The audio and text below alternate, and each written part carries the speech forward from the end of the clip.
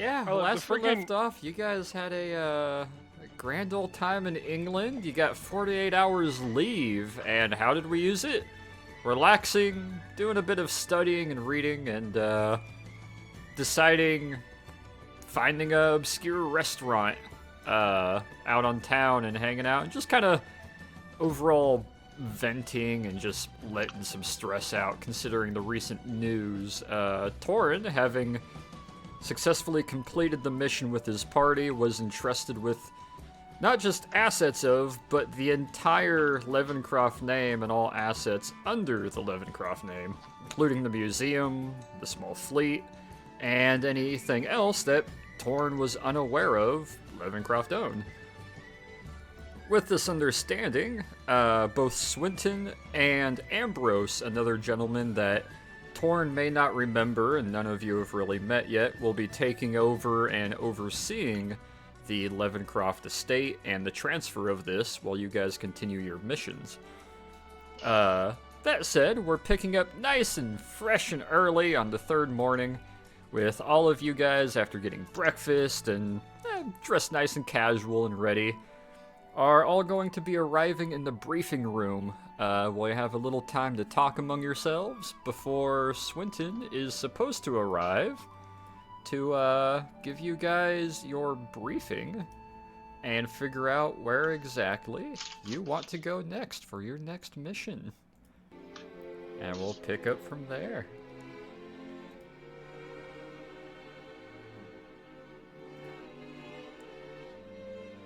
Where is that? There is that.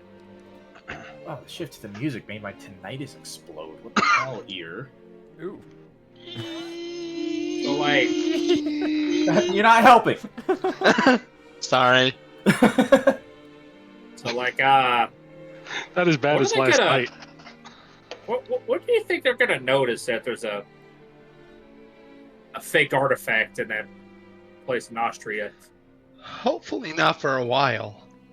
I mean, probably relatively quickly, of course, with the blame, raised. I assume it won't be our problem. Let's hope not. True, they already do think the Italians stole the staff, so it would make sense to blame them for that too. I mean, How did you go about getting it? Well, they, well, there's a couple Germans in the Alps. If you ask them, but no, they don't know. They weren't there for that. So it all started when I stole this Italian guy's pomade. oh yeah, I can't believe that's how all of that started. turns out he gets really mad when you steal it. And people make fun of him for it. He didn't even know it was stolen. He was just upset because his hair looked terrible. And then, well, you see, I said his hair looked terrible, and then he tried to kill me. And we almost killed him, but hey, that's And, beside the point. While Torn was engaging with the Italian, we swiped the head of the staff and swapped it out for a duplicate of it.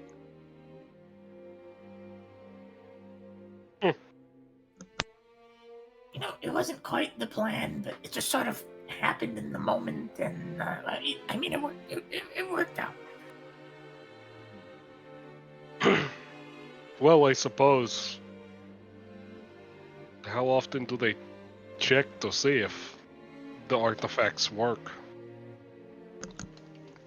That's a good question. I don't know, but I imagine they'll probably be taking a look at everything since one of the other ones went missing.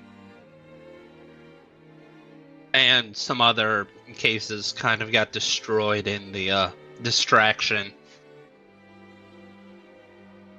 Yeah, that wasn't my fault. Well, I wasn't blaming you.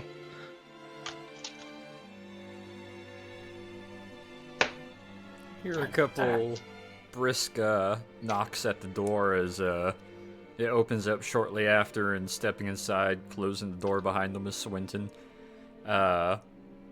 He's not wearing his hat as per usual. He's already got it on top of his clipboard with some of the folders and pages on it.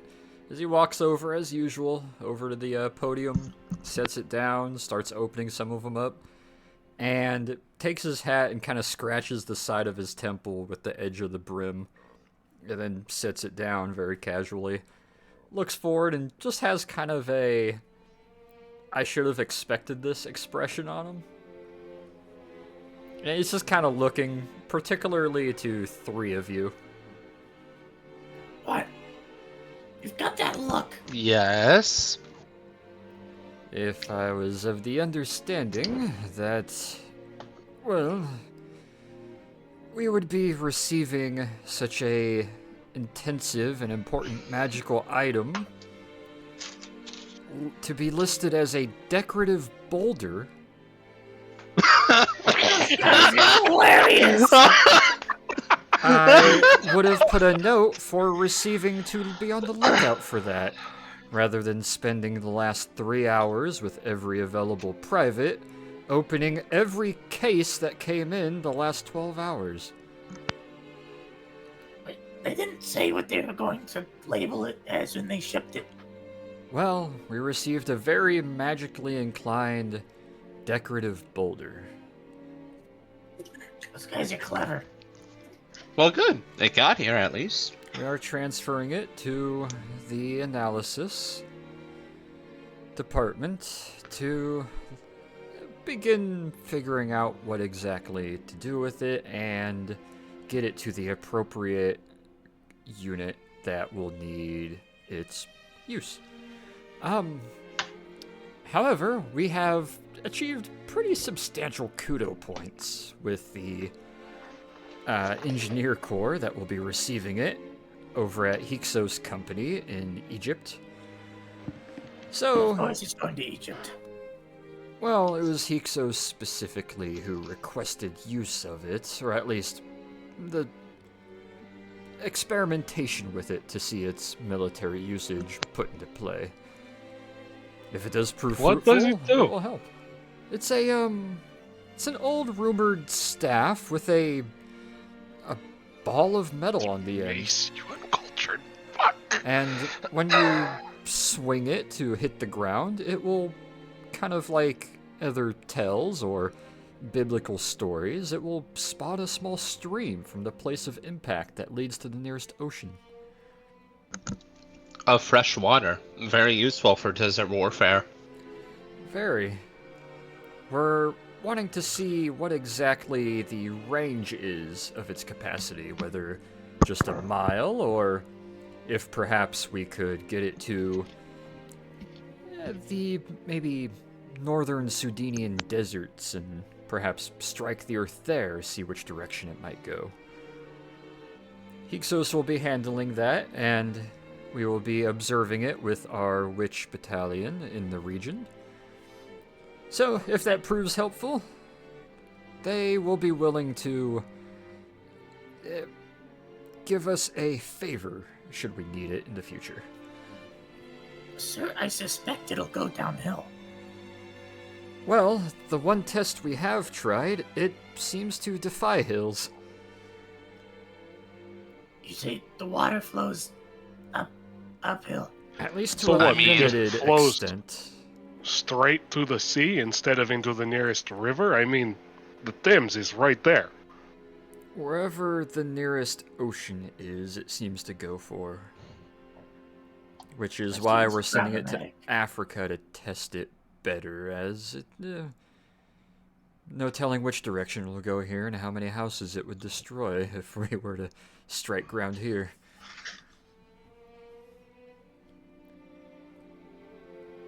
Right. But that is a job well done, and one that Wondrous Company is being commended for, so do look forward to that information. I hope you all got some rest and relaxation for your leave. Yeah. Yeah, you could. Mhm. Yeah. That's good. Torin, like, idly trying to, like, pick mud out from under one of his talons.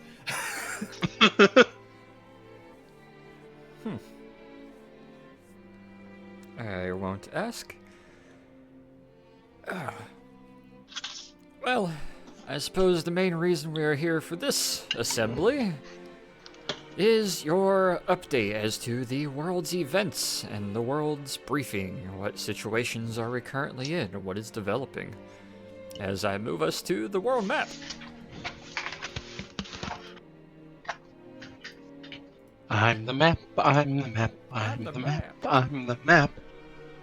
I'm the man. Can you imagine if Swinton just brought out a newspaper? Like, Perhaps. As you can see, not too much has come across our table, so to speak. Thankfully, things have been rather slow moving, and with the expansion of the other companies, things are working relatively well, relatively smoothly. Let's see here, as he starts poring over some of the information. We have received some information. Our company out of Baja are currently trying to explore Portuguese Brazil, and they are finding it more and more difficult to continue that exploration with, well, the accidental stumbling upon more and more ancient miniature pyramids. What do you mean by miniature? Oh, What constitutes a miniature pyramid? Are there like thousands of those anti-homeless spikes all over the Amazon? not quite. When we think of pyramids, we think of the Mayan or Aztec, or perhaps the Egyptian pyramids, maybe some of the South American ones that stand relatively tall, but a lot of these pyramids, they are labeling them as miniature pyramids, as majority of the complex is underground, and only about 10 feet of that pyramid seems to be above ground, just large enough for a very thin entrance at the top. At least regular sized pyramids. Just only the top show. yes. However, efforts to explore those pyramids have gone relatively unseen to, as we have already lost, allegedly, what is, let's see here, 2 teams of 3rd Squad 1st Company from Baja Company. And because of this, they are calling off their efforts to continue searching for the missing township. That said, the search for Greentown is being handed off to either ourselves or 3rd Company, whoever should get to it first. As 1st Company's main occupation is now exploring the pyramids, which seem to be much larger than we anticipated. You said we lost some people there. Do we have any information what we lost them to? No, They didn't unfortunately. come back to report on what killed them. The one report we do Perhaps. have is there was alleged small arms fire shortly after the first team entered one of the pyramids, and then it proceeded to seal itself. And that's the only report we were given. Any other attempts to try to get inside or constructively detonate the entrance proved rather futile, as some of the stone is up to a couple meters thick. Perhaps they left audio recordings conveniently placed about in story-relevant locations. That'd be a good idea for them to do. Squints a little bit at you. Baja Company never struck me as the kind to be that organized. Majority of their information is word of mouth, I hate to admit. That said, other information on the world.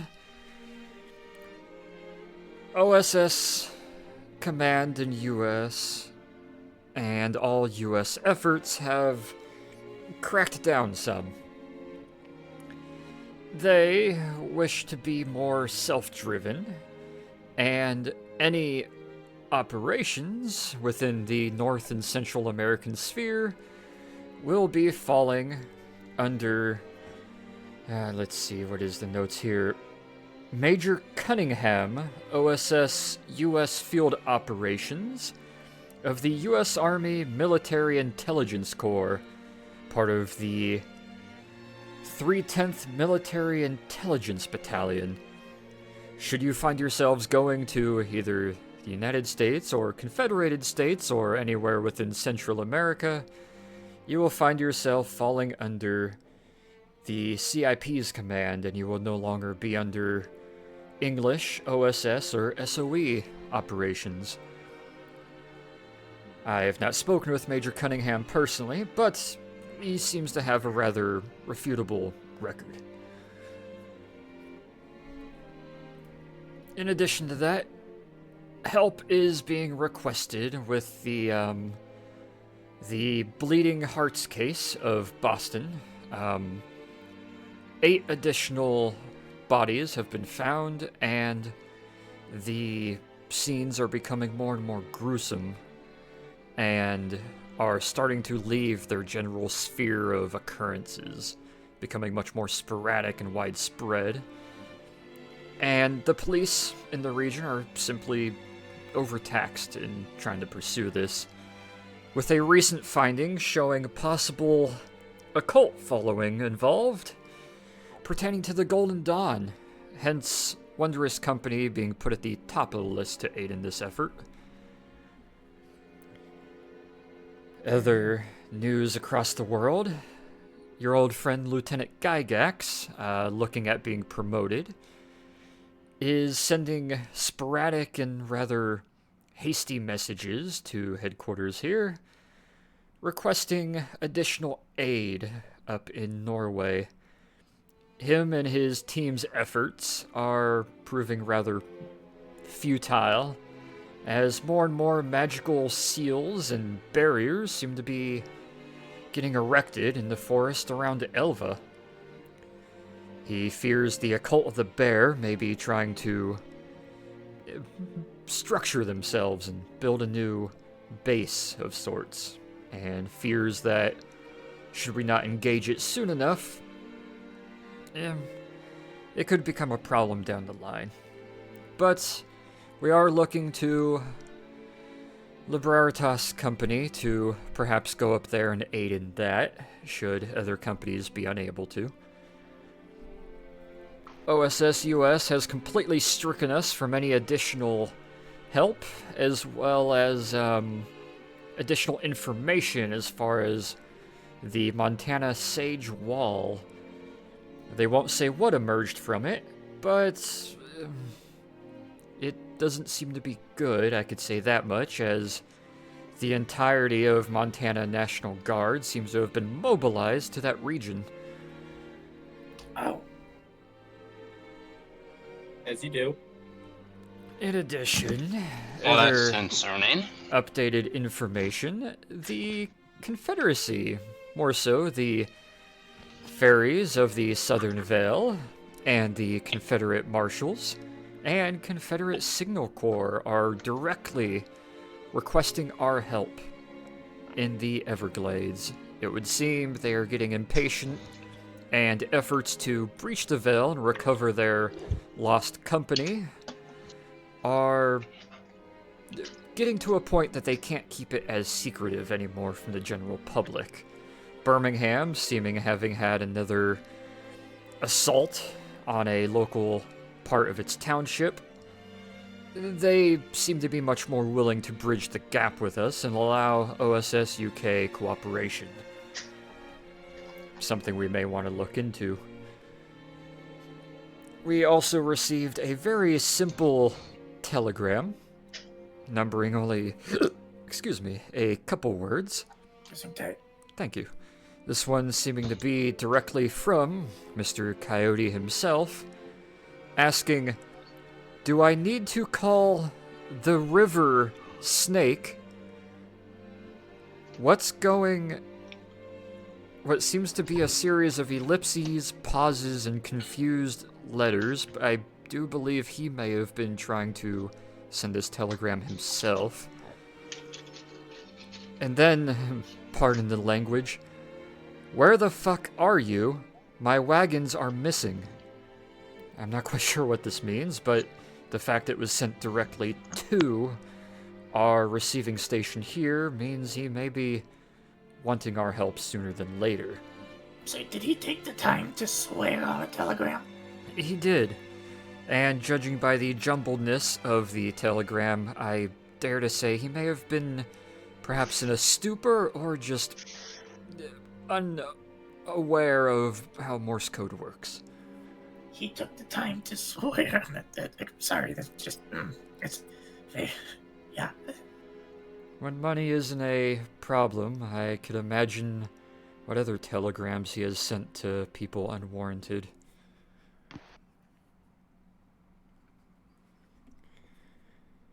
Outside of that, additional information from Central Africa. The Ascari divisions of the old German Empire are bolstering in number.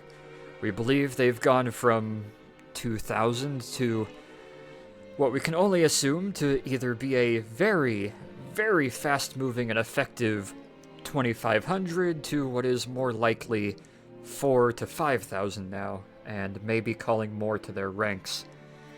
Our Landwich Battalion and assisting squad of artillery mages are making pretty swift work of their efforts, but are asking for additional help, as it seems the Ascari are now reaching out to local tribals, we'll say. Various poaching companies and Belgian and Portuguese mercenary groups, who seem to be rather fond of some of the earthly materials that they're being allowed to dig up in turn for fighting our South African Guards forces. You'll also be happy to know we have made contact through our brothers in the Australian and Oceanic region. Special Unit Z is sending a small expeditionary force to Oeno Island. We have it cordoned off and have had it surrounded for a while. Mostly in part to our small company outside the Falklands, who have been finding it rather steady with the lack of U-boats in the South Atlantic, have been able to focus their efforts in the South Pacific. Oeno Island has been cordoned off, and Special Unit Z of the Australian SASR are going to be sending a force to land. However, to my understanding, they will be reaching out to various contracted personnel from the Anglican Church to do so. Why they're doing this, I'm not entirely sure, but don't be surprised if I may reach out to you with a hasty summons to perhaps find Wondrous Company once again bailing out another group out of a situation they find themselves in. The Japanese and China... word, boss man. Oh, I'm well aware. The Japanese Empire are becoming more and more pressing diplomatically, and it would seem the Legation Center has opted to redact all of our Commonwealth military and civilian personnel from the center. The Americans, Confederates, and other various cities and countries and nation-states opting to remain. I personally stated against this, as the Legation Center should never come under any sort of hostilities, but with the pressing matters between the Chinese Communist Party and the Chinese Republic, and the requests of aid from the Taiping Heavenly Kingdom, who are seeking asylum anywhere from there, our window of opportunity there is slowly closing. Other than that, no additional information. The Flatwoods monster is still floating around, and for some reason OSS US doesn't seem to want to deal with that. The OSS in Canada seem to be rather have their hands full with the political efforts of a Miss Cordy, who is pressing more land be granted to the autonomous monstrous regions. Ontario is rather against this, as is Alberta. The Grand Canyon has been relatively secluded and cut off by police and marshals' efforts, as strange sightings have been spotted down inside it. And we can only assume Coyote and his Federation is requesting foreign aid with his missing ghost stone shipment. I realize this is a lot, but this is also seemingly just covering over most of the stuff that has been on our desk the last month. So, with that all in mind, I understand you may have some personal regions you may wish to go to, some personal efforts recently shown that you may wish to see to. But, as always, Wondrous Company, unless needed, you do have decision as to where our efforts will be dedicated. So, unless you have new information that perhaps you gathered, Peter, to add to our global listing of occurrences, or if you have any personal desires, Nikos, Hachu, or Torin, state them now and deliberate, and we'll figure out where we'll have you going off to next. Well, at least there's no new fires in the world. No, America is still ablaze. True. Still have plenty of old ones to put out, though. Considering everything going on, it is rather calm at the time.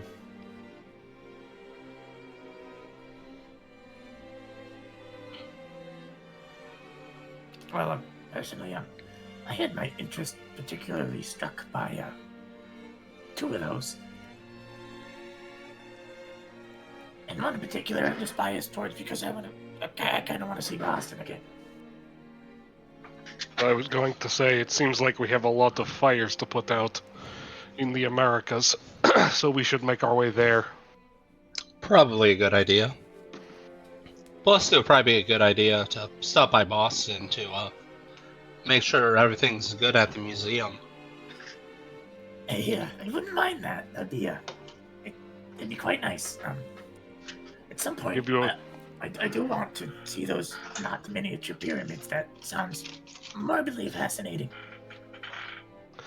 And for other reasons, we should probably be stopping through Louisiana on our way. Oh? Hey, some personal things have come up. Torin just Personal side-eyes. items that I should not be aware of, or not allowed to be aware of? Not my decision to make you aware of. Gonna glance at Hachu. Religious things. Very well. I'm assuming you got what information you needed while in Constantinople. Alrighty. Well, if you seem set on making your way to the Americas, particularly Boston, that will... I'm fairly certain Mr. Ambrose will be delighted to see you and welcome you all, and that will allow you to get situated with... Oh, what was his name again? Major Cunningham. Yes, if you wish to go to the Americas, I can send out the ahead information. We can see to your arrival in Boston. You can likely report directly to the museum and perhaps use that as your base of operations while you assist Boston police. And once you should complete that objective, I see no reason why you couldn't report into OSS headquarters in DC and go from there. I'm eager to meet those folks. See how America handles this sort of thing. I dare say it will be much less informal than we have it, and you may find yourself a little more regimented, but they have a rather large amount of assets available to them. I don't think you'll be any worse off than you are with us. That's good to hear, I suppose. And considering most of you are American, or at least of Confederate nature, there might be more willingness to work with you from domestic partners. Of course, I mean, we do have a Russian with us, but I mean, that's, I am a permanent resident of the United States. Exile. I did not know that. To my understanding, he was being proposed for a higher position in San Francisco before being approached by us. They had been proposing it on and off for 10 years. It was never going to happen. Perhaps. Very well then, I can see to it. We can, likely get that going rather quickly.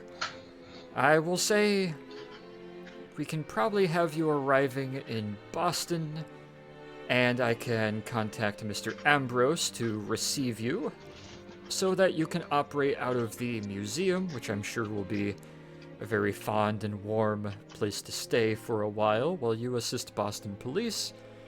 Upon completion of that, you will then find yourselves reporting in to Major Cunningham, who I will inform upon your completion of procedures in Boston. You will be reporting into them. I should give you note here, and if you wish to be sure to add this down, as I won't be able to contact you. The OSS US branch operates out of the E Street complex in Washington, D.C. on Potomac Hill. Particularly, you will be stationed out of the Naval Hospital of Potomac Hill. It's pronounced Potomac. Potomac. So you understand, it's a... go on. How do you say centrifugal? Centrifugal? Trifugal. It's up for debate. He just gives a little bit of a smile. Regardless, upon your completion and your readiness to leave the museum... Aluminum. Aluminium. You'll find yourselves reporting in to Major Cunningham in the E Street complex at the Potomac Hill Naval Hospital. And you will be falling in under the 310th Military Intelligence Battalion with OSS U.S. Operations. However long you will be operating there will be up to you, of course, and when you should decide to return to another headquarters, again, I must stress this to you, all available company headquarters anywhere in the world is open to Wondrous Company should you find yourselves operating in Canada, South America out of Baja Company, Africa, Liberaritas or Hyksos Company, or should you find reason to visit the poor lonely bastards in the South Hemisphere headquarters. But I'll get to that as soon as possible. I do believe you'll be able to depart for the Americas first thing tomorrow morning, which means you'll have the next 24 hours to take to yourselves. Research, collect what you need, and bring what information you need to with you as, well, I can't say you'll have the same assets that you're offered here that you would have at OSS headquarters in the US or the Leavencroft Museum. So be sure to grab what you need and research what you feel you must. And I will obviously see you to your leaving tomorrow morning and see you all off. If there's anything else, No, I believe that. Is that it? I believe that's it. I think so. very well then. He'll fold up the envelopes, clip them back in the clipboard, put his cover back on his head, put it under his arm, and start walking over, give a little nod, and as he walks past, aluminium, and walk out the door. I'll get him. As you guys find yourselves with the day free, you have 1 day before you depart for the U.S. to land in Boston, where he's going to be setting everything up for Mr. Ambrose to meet with you guys at the Boston airport. With that in mind, this one will be a little more informal. However, everyone will have available to them your action and interaction. However, only one this time before you guys depart for your new headquarters and new command staff.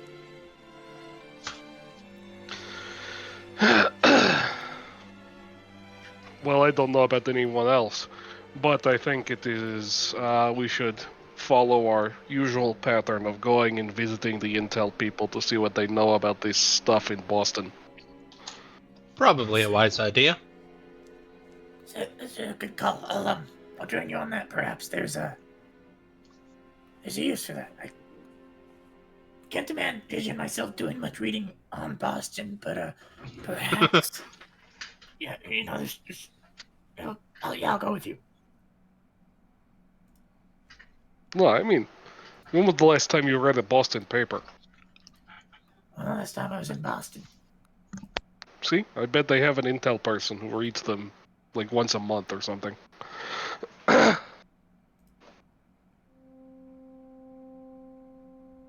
That's something I'm actually gonna go to the library as well and look for. So my interaction is gonna be to talk to the intel. My action is gonna be to go to the library and look for news articles and stuff related to it. News on Boston. Alright. I wonder how the Braves are doing right about now. Nikos, interaction and action for the day.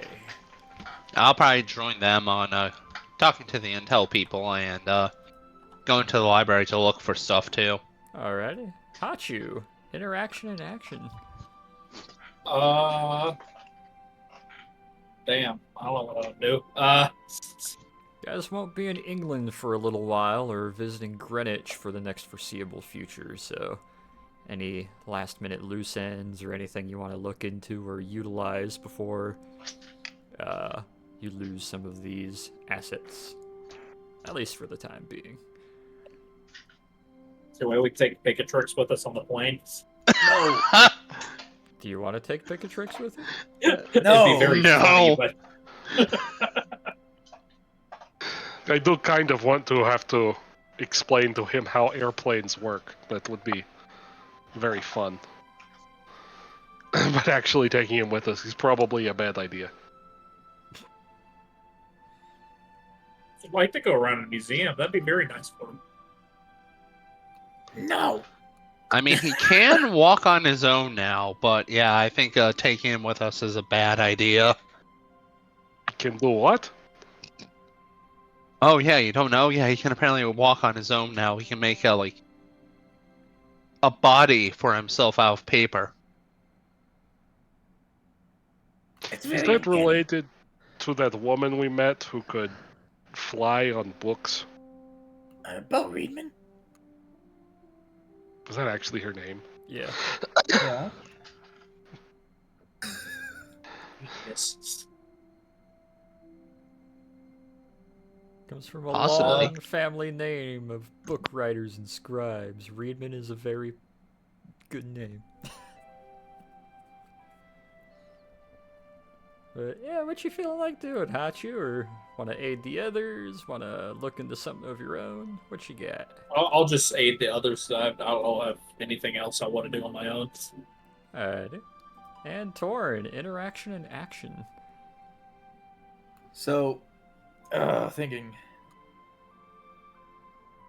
Torn's gonna ask the others to get the intel for him, and then if it's useful intel, he's gonna have them forward that, and he's probably gonna use the action to be studying in the library for the majority of the day. But he's actually just changed his mind. He's going to break away from the party, seeing the intel people, because he can't stand the intel people, and he's going to see how Sims is doing before he leaves.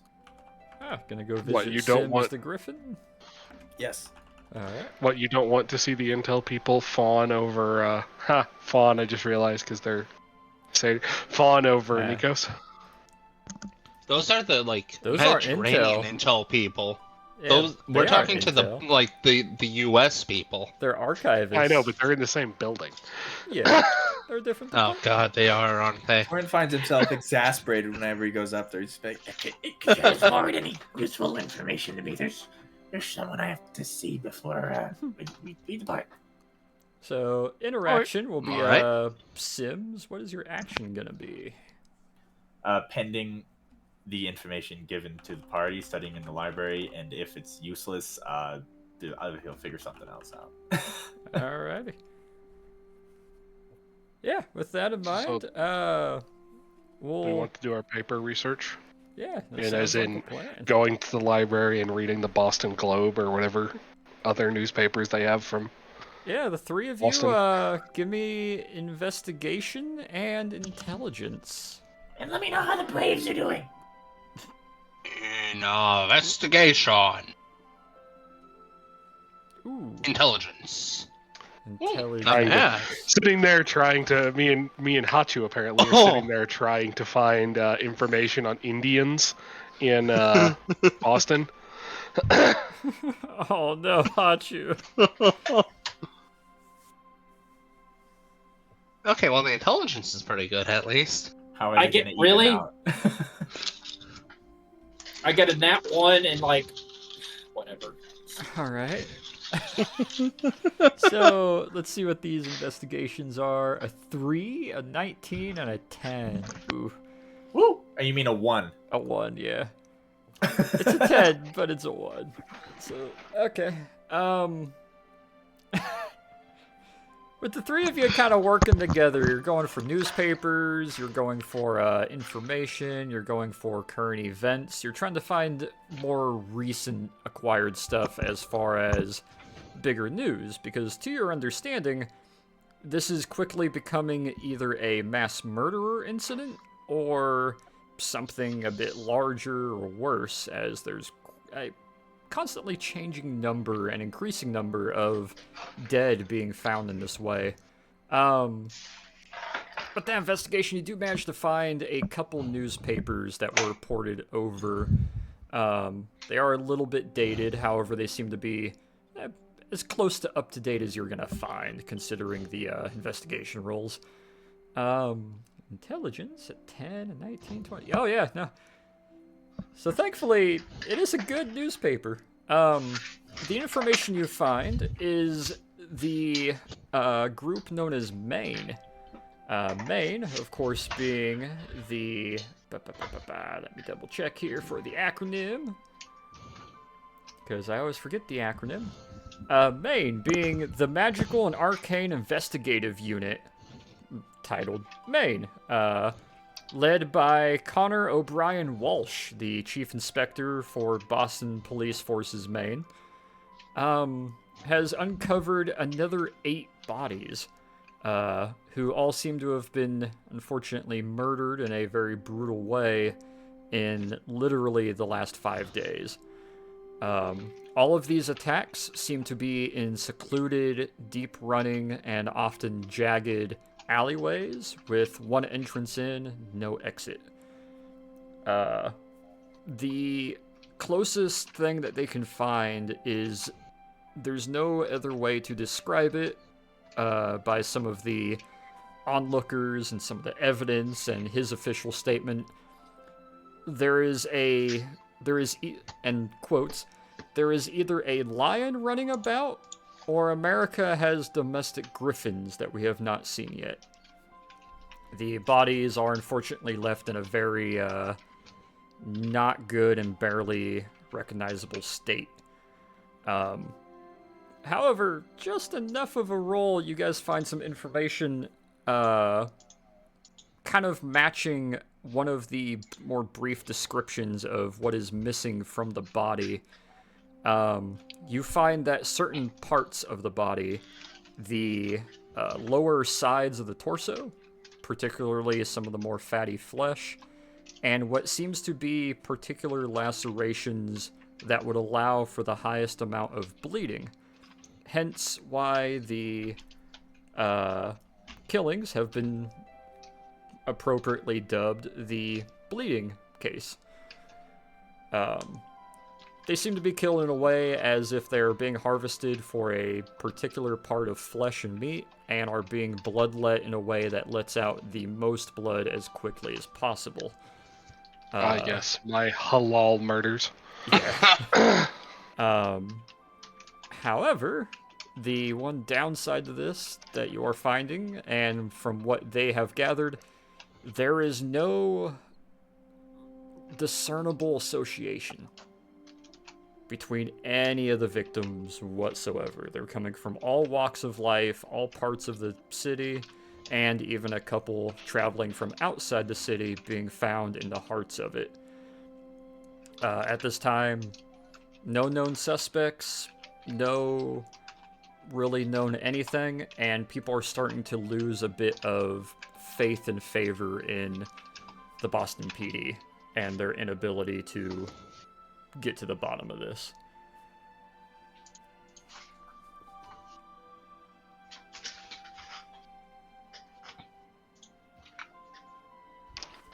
What did you say the head investigator was named? That would be boop-a-doop-a-doop. Let me go here.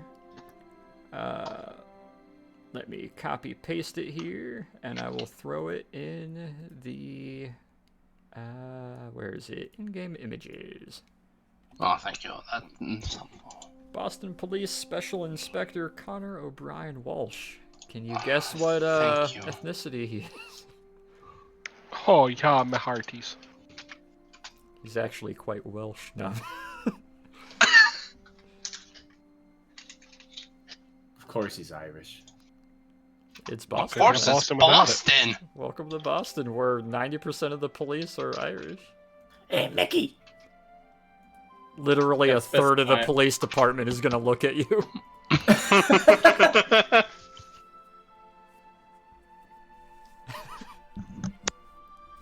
Alrighty.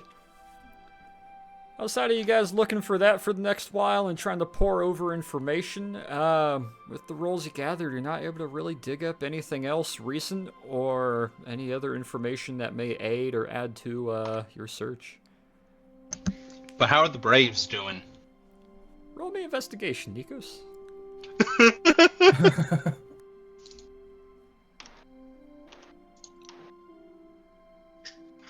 10. 10. Okay, give me a moment. Let me look up some here.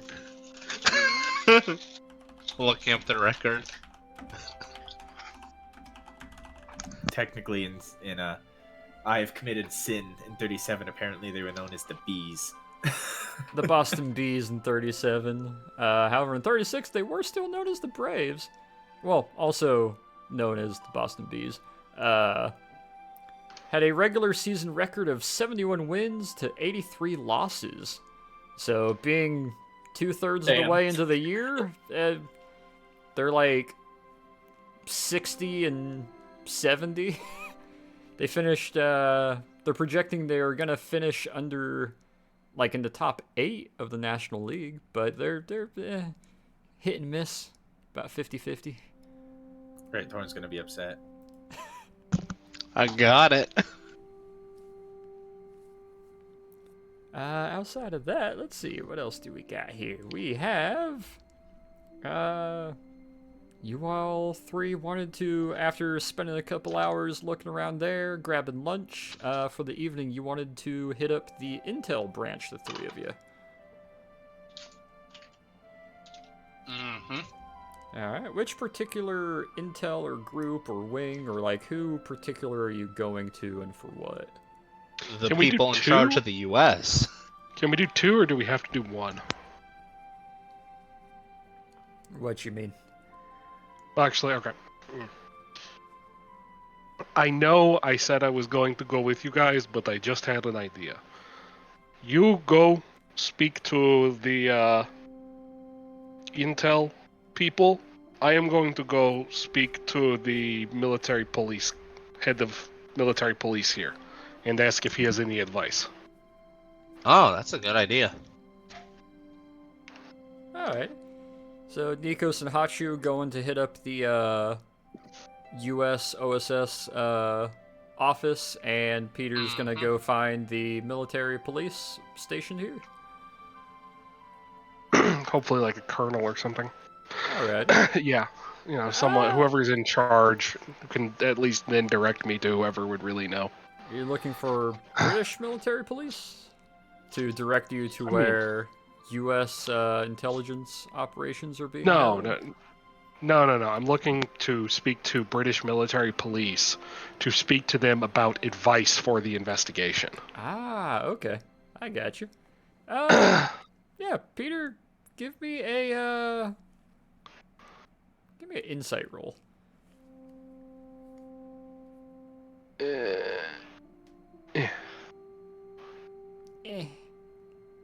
Yeah, not bad. You end up going around and you pass by the two kind of security centers and the little armory for the military police that are going around. The guys that you usually saw standing around outside the loading bays or at the front gate. And you head by their office, step inside. Obviously, they got the nice little desk up front, bunch of other desks behind where they're typing stuff, and papers are going back and forth. They're processing various information back and forth. And one of the British military police step up to you, his rifle slung over his shoulder kind of casually. What can I help you with, sir?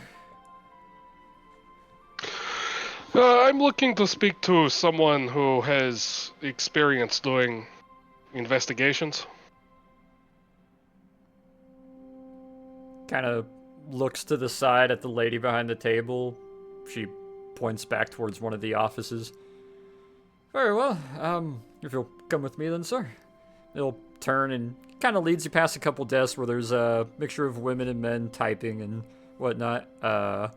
Takes you down a little hallway to get to the little wooden door with that, like, foggy tinted glass on it.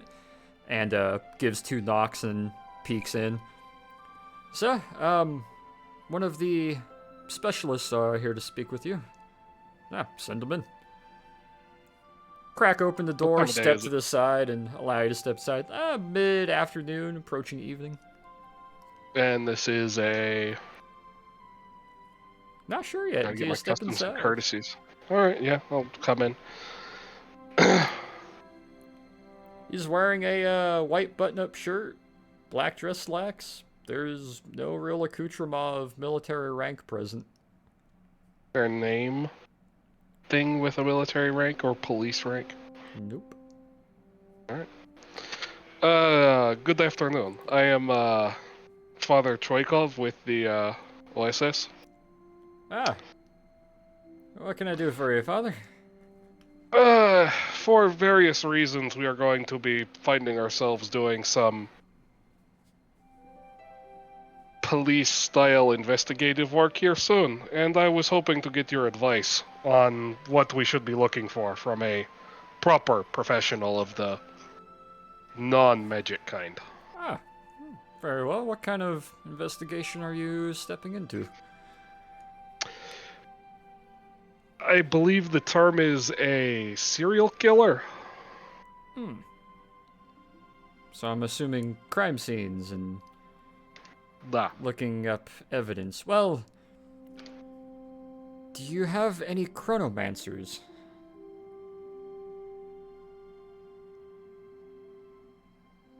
No, we do have a necromancer. He squints a little bit. I can give you my professional answer, and I can give you my personal answer, although the personal answer you did not receive from me. Which would you rather get? Anything from any source would be. Even ones that perhaps do not exist would still be useful. The official answer: disturbing the scene as little as possible, dusting for all prints, acquiring all items, and going through the arduous task of looking up every contact in that person's life and their daily routine, and spending weeks of arduous, deep investigation to find who seems suspect, and then having a good judge of character and ability to read lies or deflecting, and You mean successful insight rolls? you could say. Or, as I have found much more successful, chronomancy is one very capable magic. The ability to look briefly into the past or future, particularly at crime scenes and locations, is rather helpful, and when it does come about, I highly suggest using it. However, no court system recognizes the use of chronomancy, as it's not exactly something that can be recorded, or at least not yet can it be used as provable evidence, considering other magics allow the recreation of scenes just as easily. But, if you wish to get the answer, I found chronomancy is rather a fond use. Second to that, necromancy. However, never let anyone see you using it. Or if they are, make sure they're okay with it. Often, not many people have signed on their licenses or on their person the okay to have necromantic persuasion placed over them, but I understand there are some magics and have had the ability to use them myself on persons who...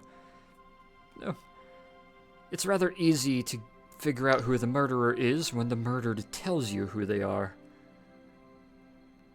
But again, necromancy and chronomancy and other various extensive magics are not seeable as evidence in court, unless you find a very grounded judge who trusts magic. There are not many.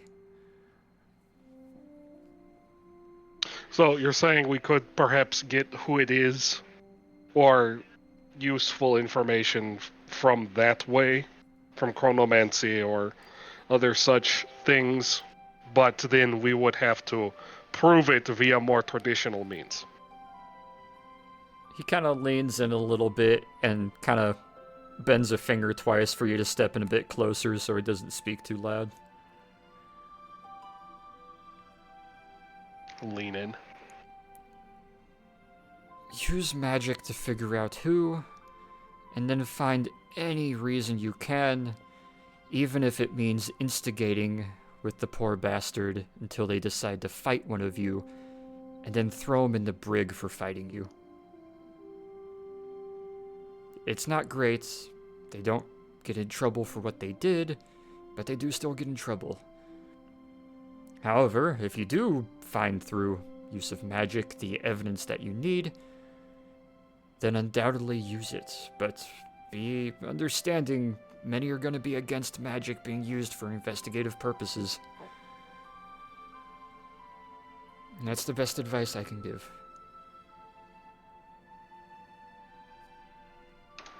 Thank you.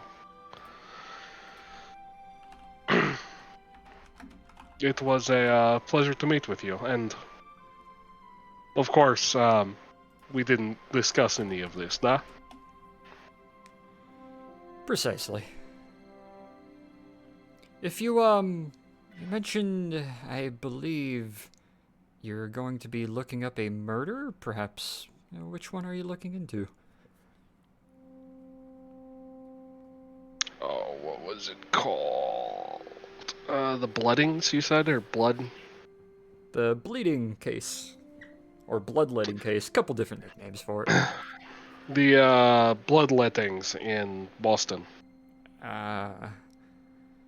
Well, if you do find yourself traipsing around, you may find yourself coming across a friend of mine. He likes to disguise himself, but if you find yourself in his good graces, he'll be very helpful in your investigation. And that would be... A fellow from Scotland Yard and private investigator, Mr. Holmes.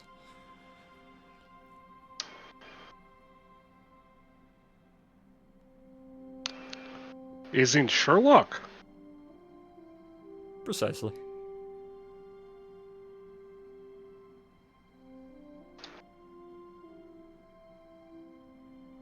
At least I believe he was in Boston last I heard. He went on about gallivanting across New England to figure out how the Americans get by with such brutish tactics. Vine boom sound effect. Oh, Christ. perhaps you could, in that case, perhaps you could provide me with a letter of introduction if we do come across him? No. If you come across him, I will dare say you will need to stand your own ground against him.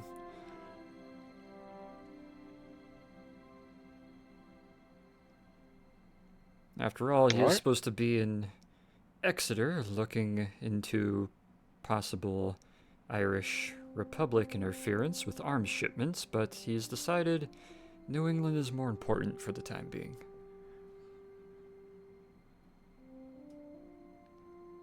I suppose I understand it. It would require you to go to Exeter. Nobody Oh. wants to go there.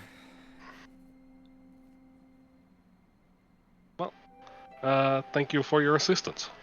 Of course. Have a nice evening. You too, Father Troikov. He'll give a nod and kind of sit back and goes back to doing something with some tweezers with a little bitty thing in a bottle. Give me a perception roll as you're walking out. It's a submarine. Nope. So close to the 15. Yeah, you don't know who this guy is or his rank, but he's military, police, and investigations.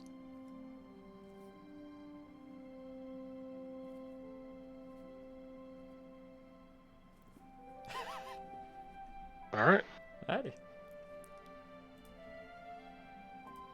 Let's see. The other two of you, Hachu and Nikos, you guys wanted to Yes. go find someone within the Intel branch. Where specifically are you going? Which Intel branch or room or section are you trying to look for? Whoever's in charge of the U.S. Intel. Give me investigation, Not the gonna two go. of you. Right, we're not gonna go talk to like the South American Intel guys for something in Boston. Investigation. Ooh. Oh, baby! Oh, You guys Nice. are looking all around. You hit up man. the big, the three different stories of various intel groups and different amalgamations of departments and efforts. And you find it's in a very familiar place. Antarctica, South American and Southern Hemisphere Command Office, Central Africa Office, Empty Office, Empty Office.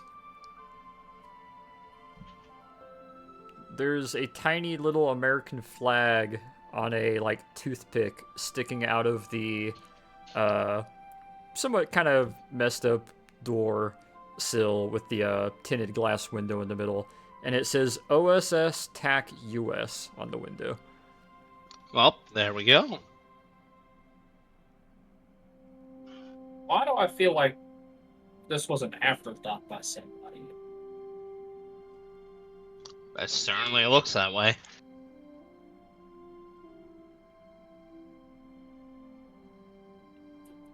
Alright, well, we go in. Let's head on in. You guys go to open the door. You get a nice little jingle, and it makes that, like, click, click, as you realize it's locked on the inside.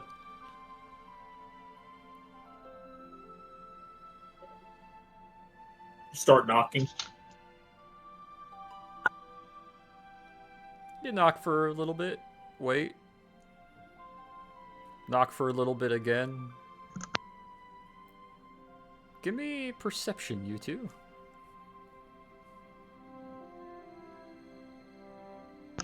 Nope.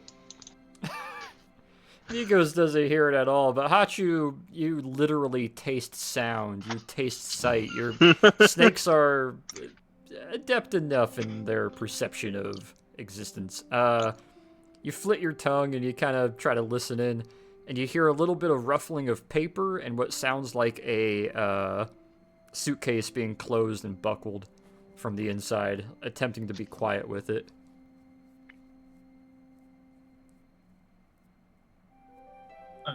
There's somebody in there.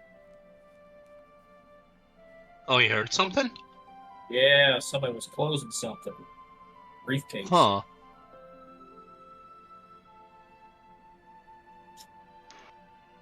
Hello? We know you're in there. Give me another perception roll, you two.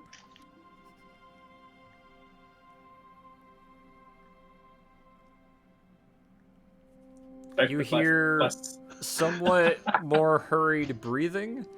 What sounds like the scooting of a leather case across the top of a corner of a desk, like it's being grabbed and pulled off of it. And you hear what sounds like a little metal tin with pencils and pens in it getting knocked over and spilling on the floor, and shit. Come on, we heard that. Just let us in. Give me another perception, you two.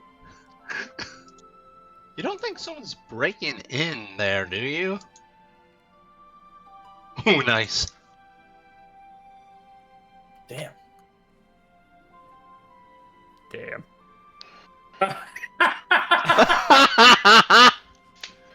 Way to follow it up. Just kind of looking at the door like, yes, door. Nikos, though, you're kind of taking place of Hachu. Damn, these 20s and 1s back to back. You kind of lean in and look through the tinted glass a little bit, trying to make out, and you see a kind of purplish green dull light emanate, like a big circle in the back of the room, but on the opposite side of one of the desks. Opens up, and you can kind of hear that sort of magical warble sound, and you see what looks like a outline of a figure kind of shuffling. I think he's trying to dimension door out of there. Kick the door down.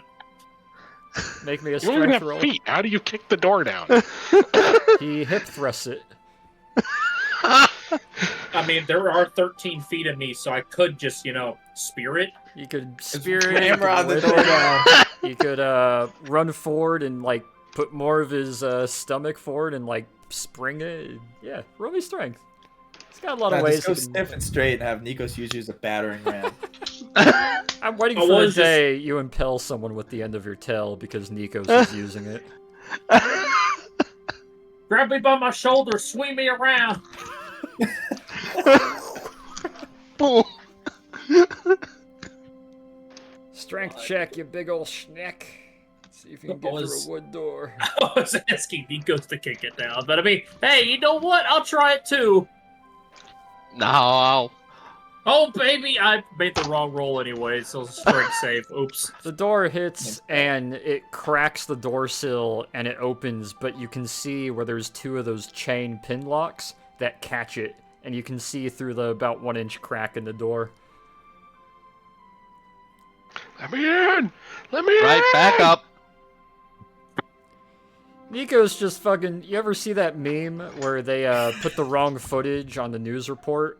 Girl Scouts are amplifying their cookie selling routine, and they accidentally put footage of Marines like door kicking in Fallujah. This is one of the best moments in news ever. Yeah, Nico's nearly perfect form. You put your back to the door, do the donkey kick, send it flying open. Two of the people down the hallway are kind of looking out the door like, what the fuck? Breach. Give me perception, you two, as you both kind of step in and funnel into the door. Easy enough to see what's going on. You see the end of a dimension door closing in those moments as you go in, and stepping halfway through it, the bottom half of his right leg, a bit of his ass, some of his right shoulder, and the back of his head of what looks like a U.S. Army uniformed person. He's got a patch on his arm that looks like a kind of looks like two blue A's in a kind of reddish white circle. Full uniformed, is stepping through the portal with a briefcase in hand, and you catch the last moment of it as he goes through, and you hear a faint chuckle as the portal closes. He goes with that 14 perception. You see it kind of gently floating, and it lands on the floor, a about 4x4 note of paper with something written on it.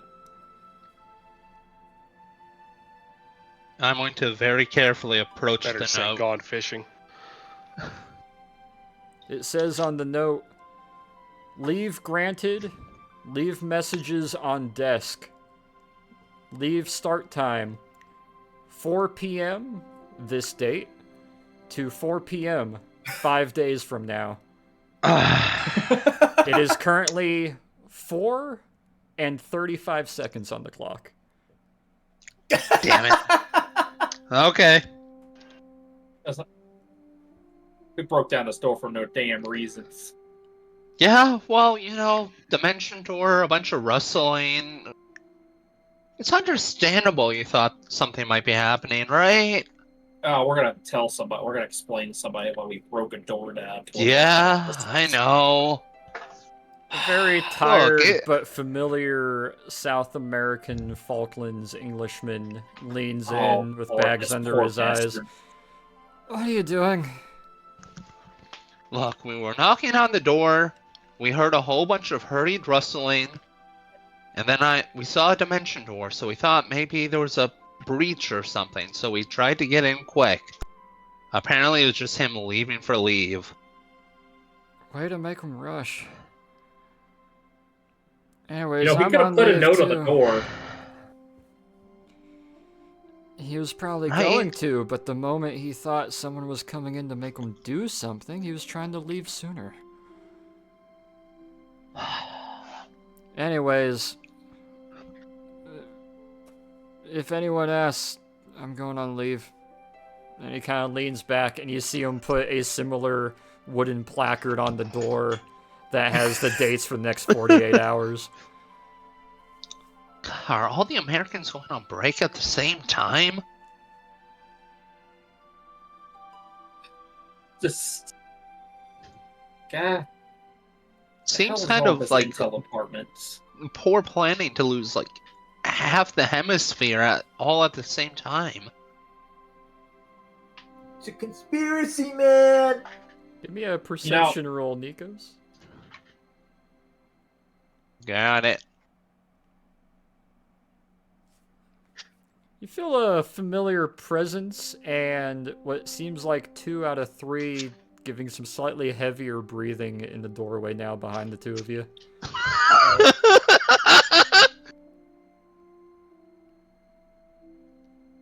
Hello, What the hell is wrong? hello, Mr. Zagros. How's it going?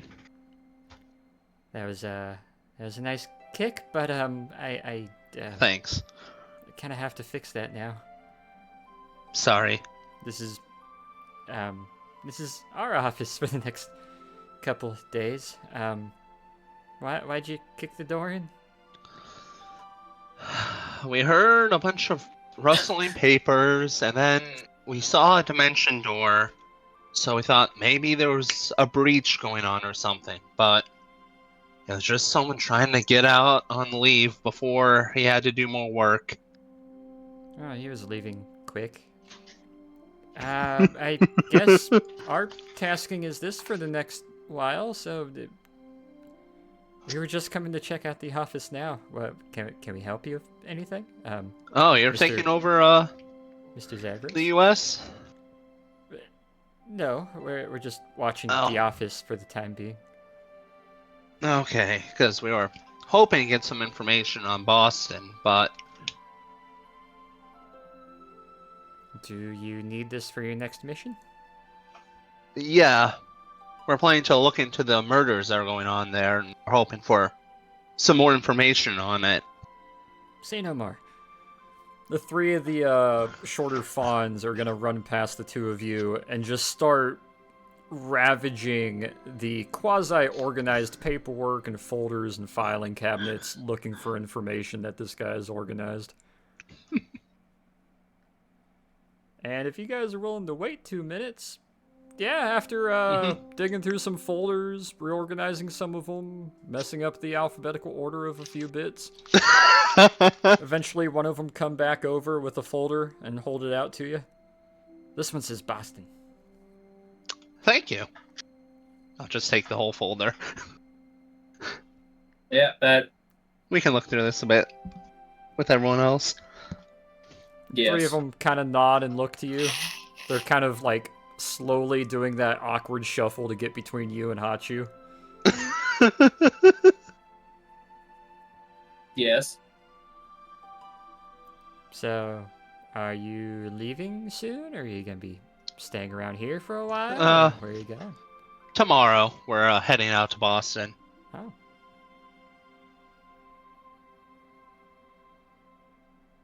They're kind of looking to each other a little bit and seem to be kind of giving looks of like conspiracizing to each other. I suppose I have a few hours to kill. Give me a deck save. Oh no. Hachu, you witness Nikos be drug away by the three of them by both his shoulders and his knee while he's still holding the folder in hand. They goad him off and away into three satyrs. Hold on. Let me hand off the folder first. One of them will pinch it out of your hand and frisbees it to Hachu. You're gonna spend the next 2 to 3 hours learning, if you don't already know it, the absolute depth of the 3 different designs of Greek swords and how the Romans Oh, I got absolutely a know fair that. bit Come off on. of them. Well, you're about to relearn it because they just acquired 2 new Greek swords from a dig Oh, site. nice. Speaking of Romans, when I was in Vienna, there was this one guy. He was like the opposite of me. He was an Earth Ganassi who was dressed up like a Roman legionnaire. He doesn't sound important. He's not Greek. He's kind of a prick. Deck save?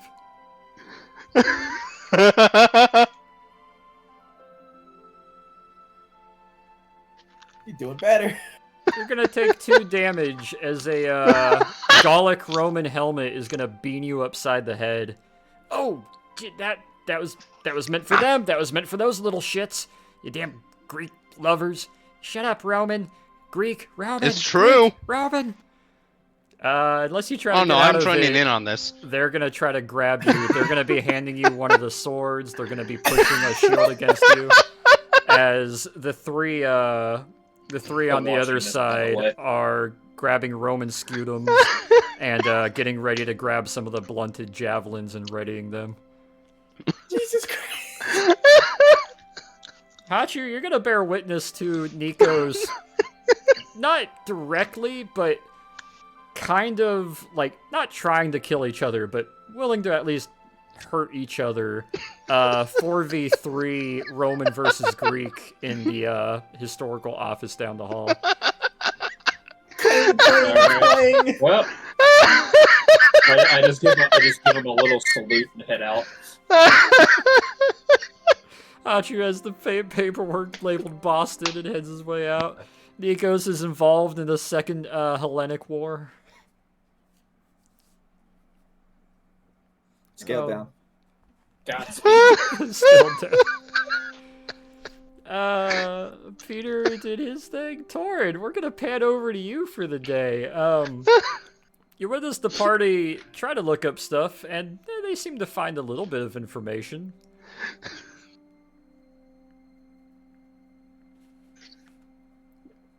Yeah. As far as Boston goes, and the murders, and some of the general info, but it doesn't seem like they found anything more than what the briefing already kind of went over. Other than a little bit of information pertaining to the bloodletting seemed to be specifically done to bloodlet rather than just making it seem brutal. It seems like it was done for a purpose. Outside of that, though, they didn't acquire as much information. I believe you said you wanted to determine what your action was pending what information they found? Yeah, dang, I was pending on them finding information.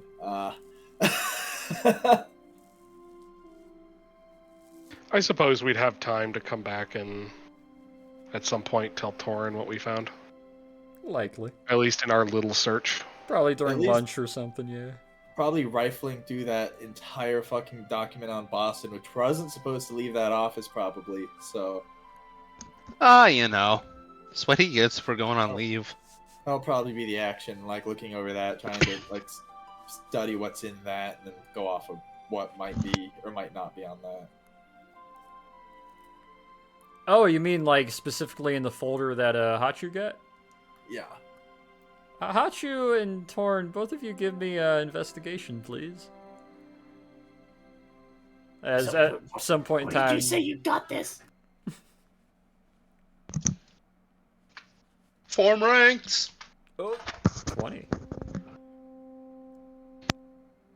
Yeah, Torn, give me investigation. As eventually at some point you guys will meet up and oh shit, okay. It's a very thin manila folder. You open it up, and I can't really emphasize enough the underwhelming amount of pivotal information in this guy's office labeled Boston. There's a sticky note. What does it say? Nothing. There is just a sticky note inside that was intended to have a note, and there's no note on it. It is a empty manila envelope. Hachu, what the hell is this? This is the folder What do you from mean the this is- American Intel office that said Boston on it. That was handed to us. And there's nothing in it, apparently. All right. Torin's gonna rip it in half. Torn, give me a perception at disadvantage.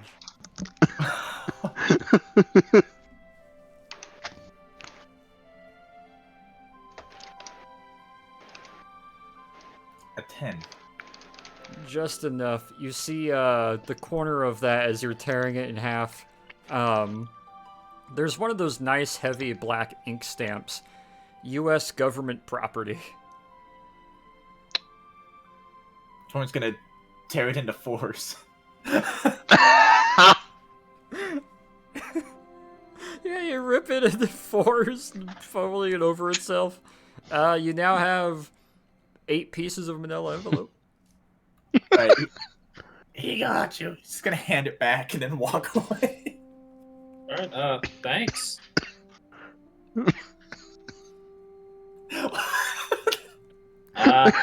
Roll me a history, Hachu.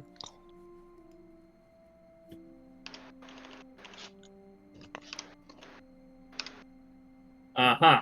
You think back, the office did seem a little underwhelming, and for as many manila folders as there were in some of those cabinets, a lot of them seem to be almost recently empty. You know,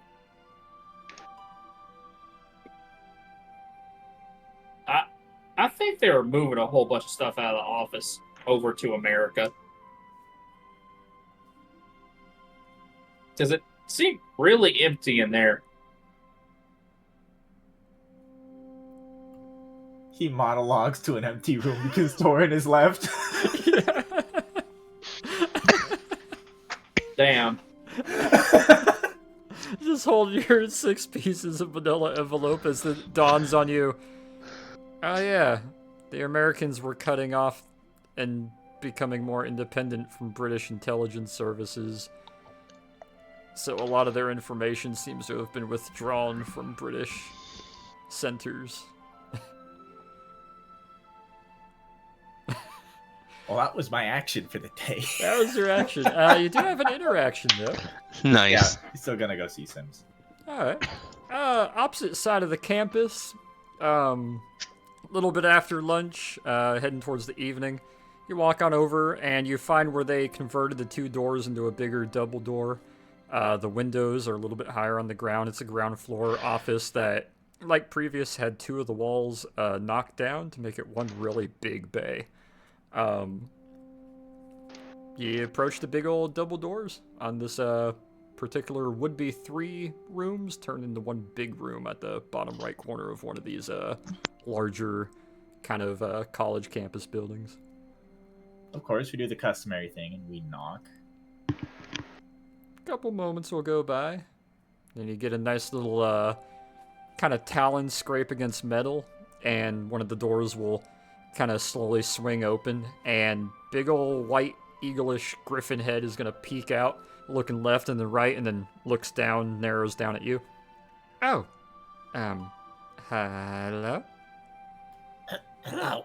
Important question about the doors. Are they still door knobs or are they handles yet? They're handles on the inside, they're knobs on the outside still, though. Okay. Okay, I see you've got an improvement to the doors. That's nice. Ah, yeah, they're working on that. They work very slow, don't they? Well, actually, no, this was pretty quick of them. I asked for the handles to be on the outside so that the little ones couldn't turn the knobs from the inside, but they put them in backwards, and I don't have the claws to switch them around like they need to be. Yeah, well, the Brits are very backward. You know, I could do that.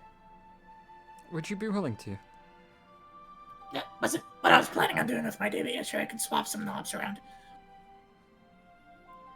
A big old talon reaches out and kind of cups behind your back and is just going to yoink you inside. Oh, okay, yep.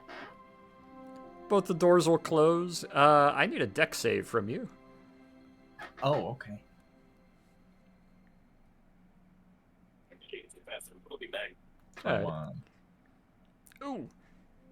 Yeah, you managed to brace your feet. You actually find the furthest back part of your kind of aggressive kobold-like feet are actually having to plant on the ground to stay standing, but you do stay standing as about the size of those large bags of dog food and about 40 pounds in weight, flaps twice and lands into your chest. Oh, okay, these grow quickly. Good. Wow. Just holding a fucking Labrador-sized griffin. Small little griffin chick is just trying to like nuzzle and kind of peck at your chin a little bit, and is just like idly flapping, not really having a good grip. And she's just kind of looking there with a little bit of a smirk. Okay, that's great. Are they this friendly with everyone, or do they see me as food? That's a good question. It could be both. Fucking pensive eyes. He's gonna hold out a finger. There is a moment where it looks at it, the eyes get really slit narrow, opens its beak, and as it goes to clamp down, it slows down and just gives kind of like that bird clamp, like just a nom, but not like an actual bite or anything. Okay, cool. He's gonna immediately start doing the dog thing where you like just yank its head around. Yeah, just holding this little griffin, just kind of yanking its head back and forth. She'll watch for a few moments, eventually reaches over, prize grabber claw of a talon kind of going down, scooping it by the left and right side of its head over its chest and one under its hind end, and just kind of scoops it, picks it up, She starts walking over towards the back of the room. Glad to see all is doing well. This is slightly informal, but I do have a potential future business venture in mind. If you ever get tired of your occupancy here. Oh, you better not be trying to get her to sell fucking helium to the Germans. What? No. What? No. You see her walk over and kind of deposit one of the 3 chicks into the nest there, and kind of steps back from it, looks over towards you, starts walking her way back over. Well, what's the adventure, if you will? Adventure, like V starts with no A. Sorry, my accent. Venture, but so I found myself in possession of well, an entire estate and museum and everything where within. And you, from what I understand, you're quite a skilled researcher. Yes, when I am allowed to get away from the new pressing task. Are you allowed to tell me what that is? Looks back over her shoulder. You could see 1, the white chick that tackled you, and then 2 kind of black and brown mottled, slightly smaller chicks also as well that weren't there previously. Yes. Side note, are they going to retain your sentience since they came from you, or how's that gonna work? There is discussion to see about magically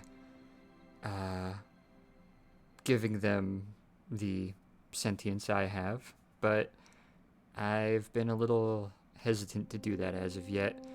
If it was just my son, I would have said yes, but with the inclusion of the other 2 that another company found and brought back, I think it might be easier to raise the 3 of them as they are until they're a bit older and matured. Yes, of course.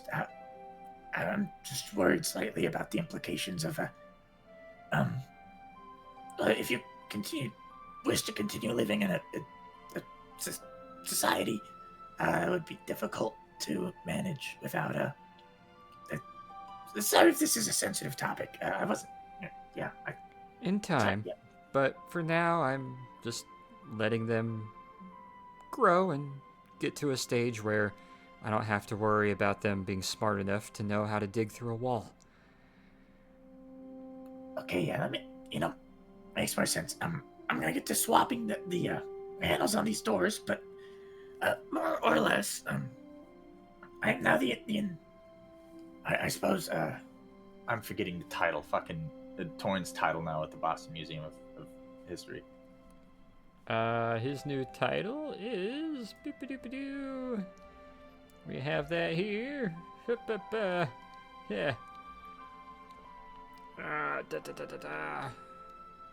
Let me scroll here to the letter. I know it's one of the. Well, no, you never mentioned title. I don't think.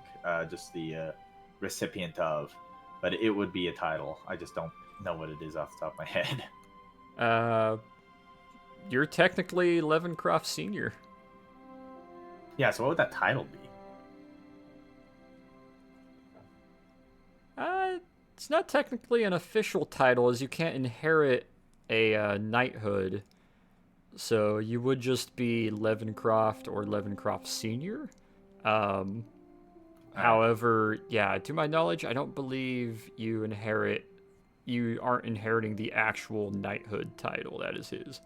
No, I just meant in regards of the assets and the business. That'd just be Levencroft Senior. Right. Okay. So I'm the owner of the Levencroft estate now in Boston, Massachusetts. The museum way within and its assets, and of course, looking forward into the future, I'm going to have to plan more for that. So I figured if you ever needed a job outside of this establishment, that could be an open door. Are you inviting me to move out there? If you'd wish. Of course, I won't be there for the foreseeable future. Obviously, I'm still operating under the grounds of this thing. But in the future years, many of the future years, I will be in charge of that operation. So I suppose you could call it an invitation, though perhaps not one to be taken immediately. You see her kind of tilt her head, and her expression softens a little bit after a moment. Looks back over to the chicks, and slowly rotates her head back around to you. That would actually be very nice.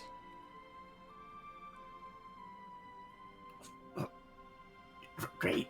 Wonderful. Thank you for taking the time to hear me out. I know they'll still need my services here for a little while, but Of course. once that is done, I will happily take you up on that. I suppose we can discuss room and board.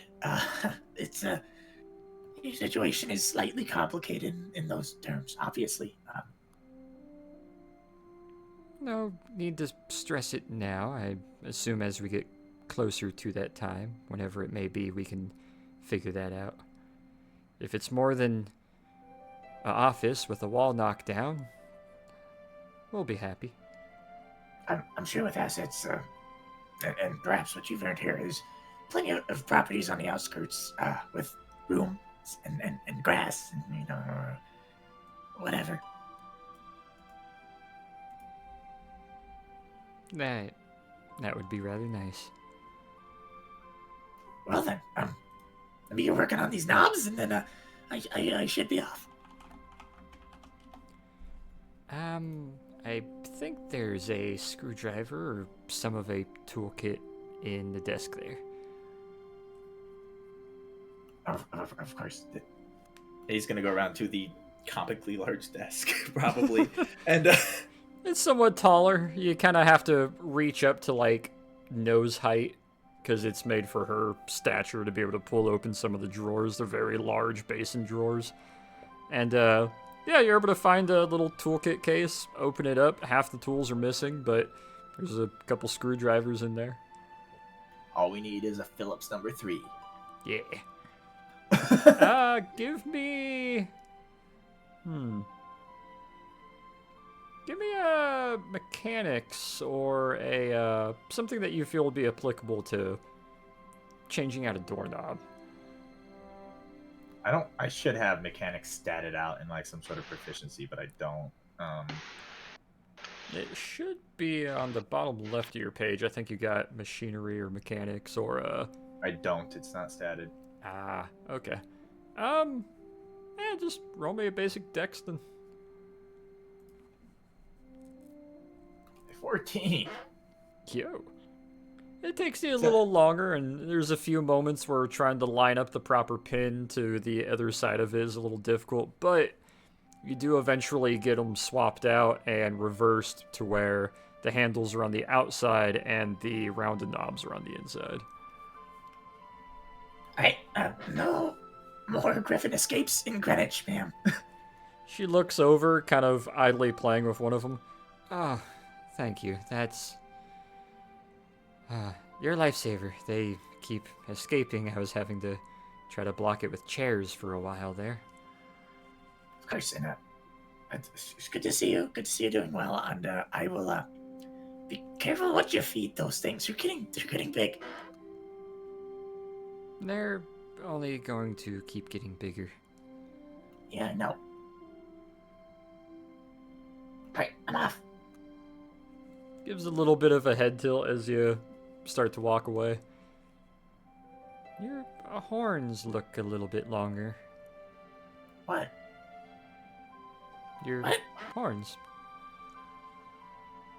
No, maybe. DM, are they longer? Perception check, please. 23. Yeah, you don't necessarily attend to your horns in the same way you do hair, but upon kind of feeling the top, you realize, they're still just as rounded, but you got maybe about another ½ inch to both of them. You know what? They in fact are. And I don't know why I find that surprising, given the fact that it's, you know, good eye. Wow.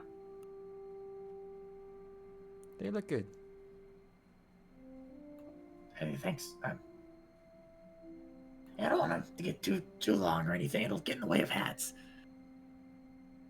That's understandable.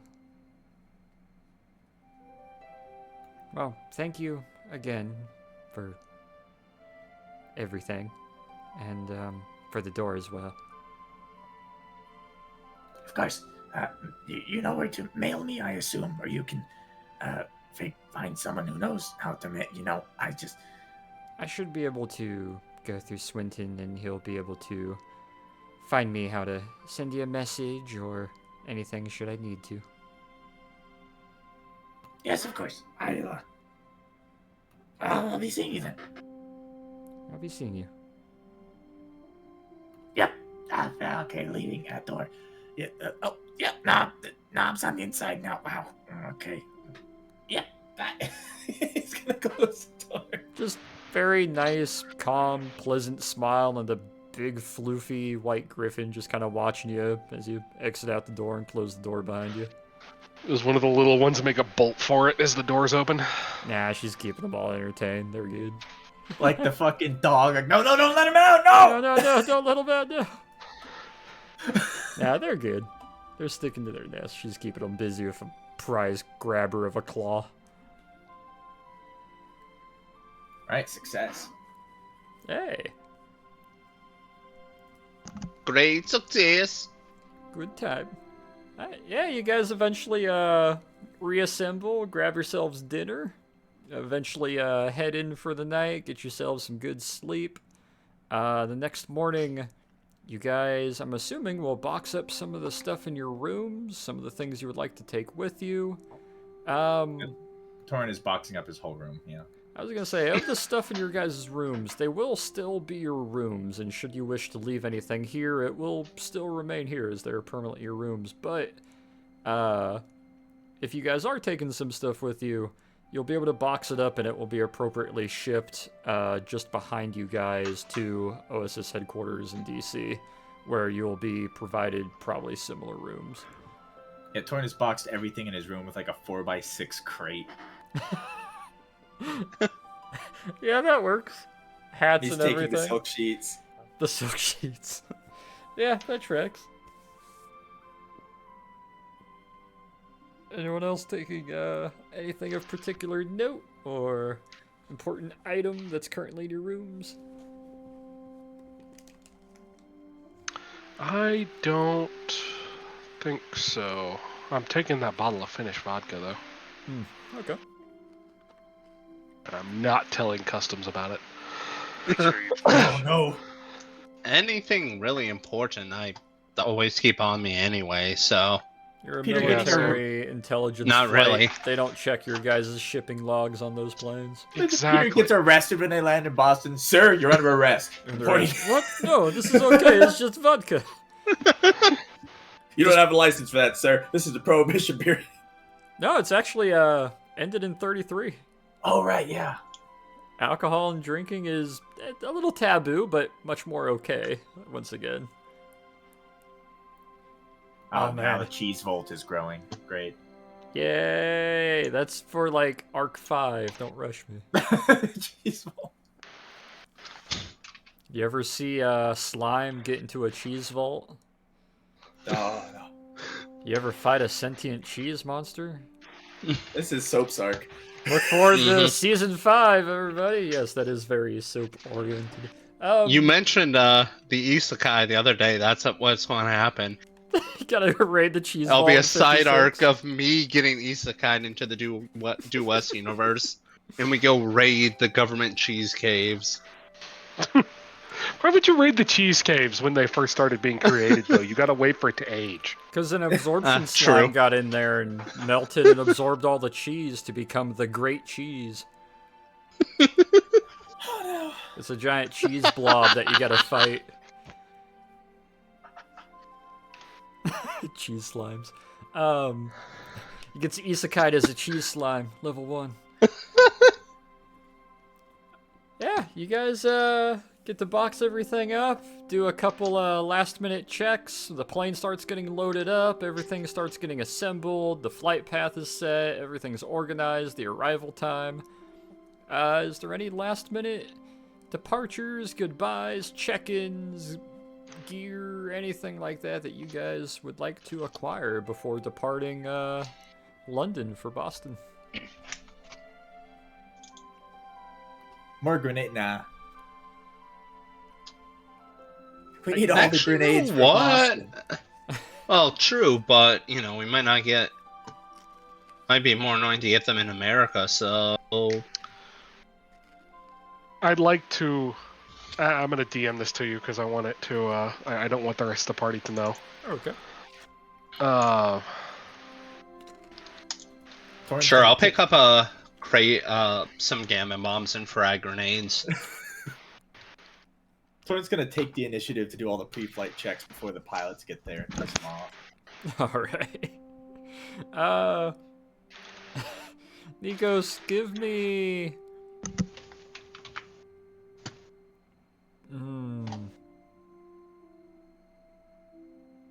Roll me deception. Me? Deception. Or him? Nikos. Yep. Okay.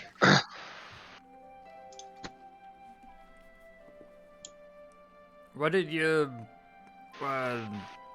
say you needed these for? I thought you were transferring to the US.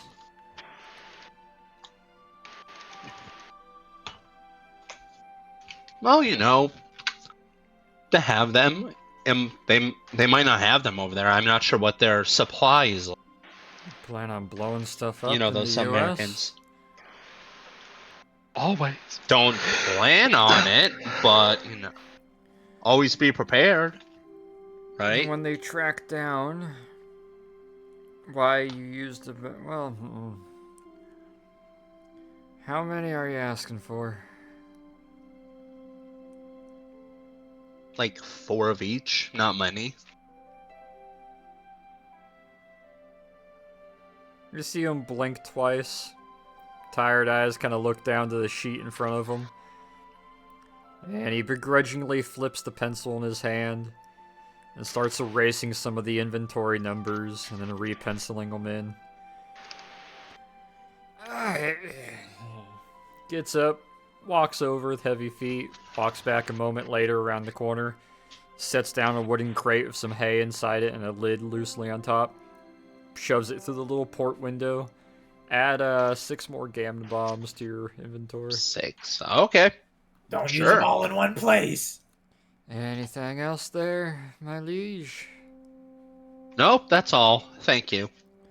Hey, best of luck in the US. They don't have quite the same freedom of supply that we have with some of their weaponry and equipment, so be a little more sparing with what you do manage to get. See, that's what I'm trying to get them now. Besides, we're technically still OSS UK at the moment.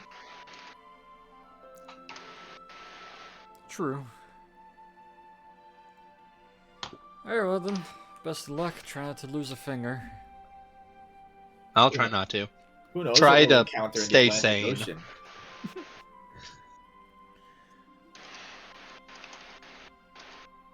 I All right. really say it. Really? Alright, I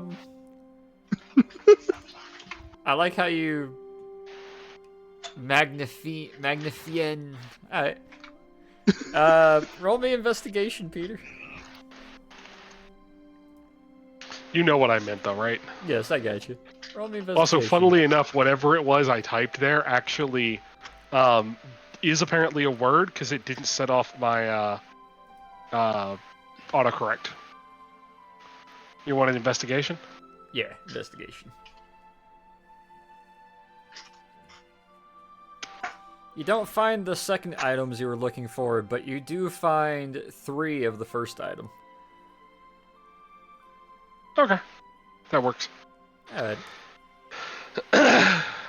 Yeah, everybody's able to acquire what they got, load up, eventually start hopping on the plane. Torn, you're looking out the little window as you're doing all the pre-flight checks, and you see the two pilots walking over, who pause, look to each other, look back up into the cockpit, and are just kind of shaking their head at you. One starts throwing his hands up, like, why are we even bother? He's like, no, don't worry, I'm sure he's got it. And they eventually walk around to start boarding the plane. And, yeah, you guys get the, two of them. Swinton's standing by at the side on the little, loading staircase. And giving a nod to each of you as you board. Well, it'll be a little while, but you will still have, obviously, your plane available while you are working there. And I feel, when you do inevitably swing by the museum, Mr. Ambrose has been informed to brief you on your... inform Torn he, has acquired a bit more than he may have known.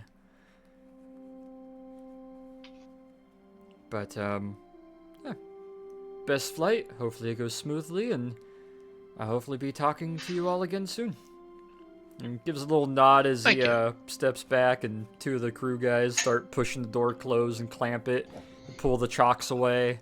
The pilots walk up and are just kind of, one sits down in the co-pilot seat, the other one just kind of leans, like, hands very loosely over both of your shoulders, Torn, and just kind of leans against the back of the seat. Very well then, take us out. Torn's gonna look up at him and like squint. Go on, pilot. You've flown enough times. Alright. Pre-flight check is good. Yeah. Wait, is it good? Roll me intelligence. I shouldn't have asked that.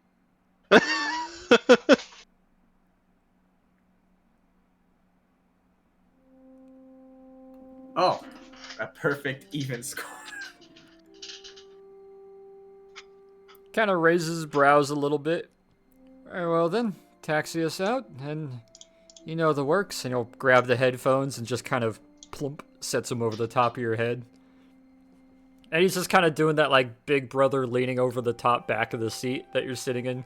Co-pilot's getting cozy, putting his headphones over his hat, and putting his seatbelt on and getting ready, grabbing the wheel, and kind of looking to you to start taxiing the plane and start her up. Torn's like, Just, hey, look, I need to know this stuff. What if you get shot or something, huh? That's why I have him. And he kind of looks over and gives a little bit of a smirk to co-pilot. What if you get shot too?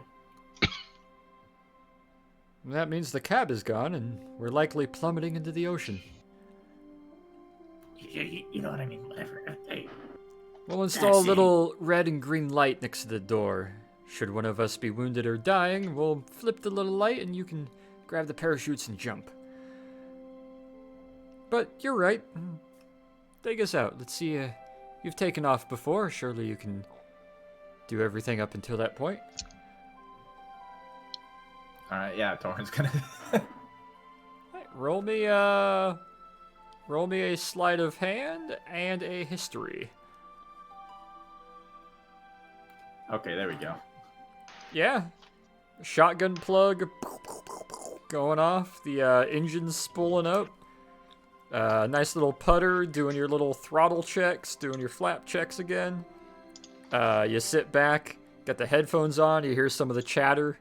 Co-pilot's talking to you. Main pilot's just kind of leaning on the chair behind you, watching over the top of your head. And yeah, you guys don't realize the most smooth, normal, like what you've come to expect from these two pilots takeoff happens once again. You guys clear the top of the building with about 6 feet to spare.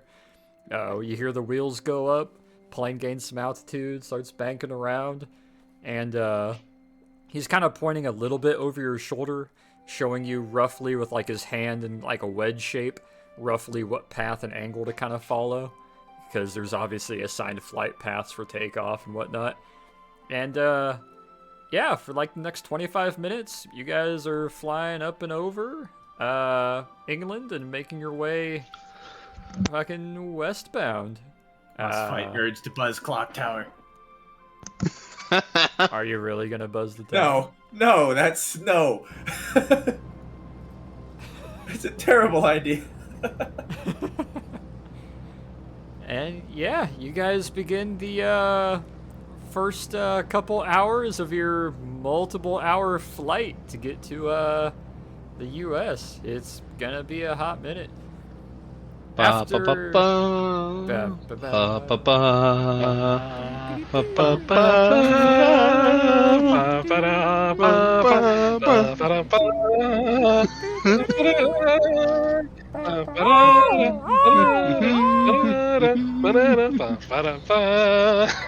In hell.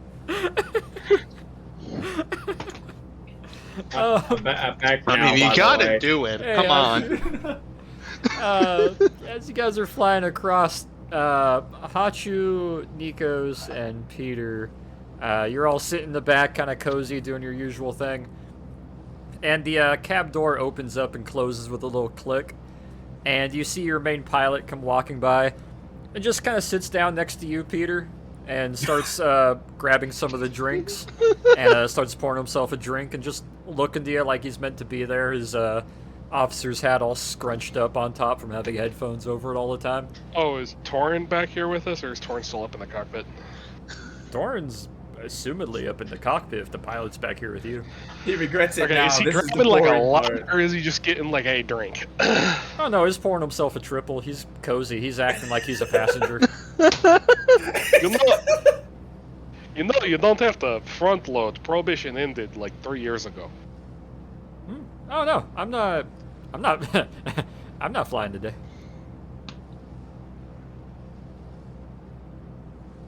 Where do we actually keep the smokes, by the way? Here we go. And he reaches to the little console in the middle of one of the tables, plucks out one of the 6-packs, tears it open, starts fishing him out a cigarette, takes a sip, puts it in his lips, lights it real quick, and is doing the Ron White cigarette between 2 fingers, glass in hand, and is just sitting back and getting real cozy. Meanwhile, Torin's up in the cockpit like, Oh man, this is kind of the boring part, isn't it? Torn, perception check. What are you? A 10. Again. The co-pilot is not, in fact, actually holding onto it as you have main control. His hands are just kind of more limply on it. And behind the glasses he's wearing, you get the notion he might be taking a cat nap. Okay then. I'm gonna turn to the guy sitting next to me and be like, "So, did you draw straws to see which one of you would be able to drink while Torin flies, or did he just happen to sit in your seat?" Oh, Torn's not flying.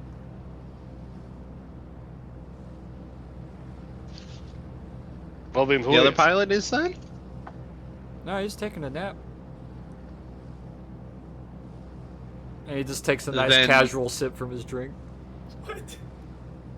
Who's flying? Gives a small shrug.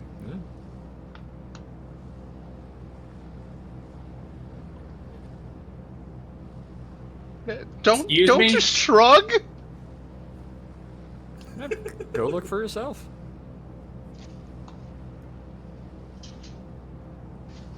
He just takes I'm gonna another look at sip it. and he's getting real casual, folding his hands across his stomach. I'm gonna look at Hachu and try to make eye contact to remind him that he has slow fall. I just shake my head at him. Just I'm going to go look in the cockpit. You open up the I just door wanna- and Tor. Oh, what's it? keep going if it's out of session. Gotcha. You go up Or is he there, gonna tell me open about the some little crazy door, car he and found? look in. You hear a very subtle snore from the co-pilot, who's just kind of there, but also not really steering. And you see Torin, you see the top of the headphones and one of his horns lightly peeking over the back of the seat, and you see his hands like reaching forward and holding the steering. Okay. Okay. He's doing the thing like one finger on the yoke thing, like. You told me you weren't flying. What? The pilot, he said you weren't flying. I'm certainly flying it. Yeah, well, obviously we're not falling out of the sky. Not yet. Don't say that.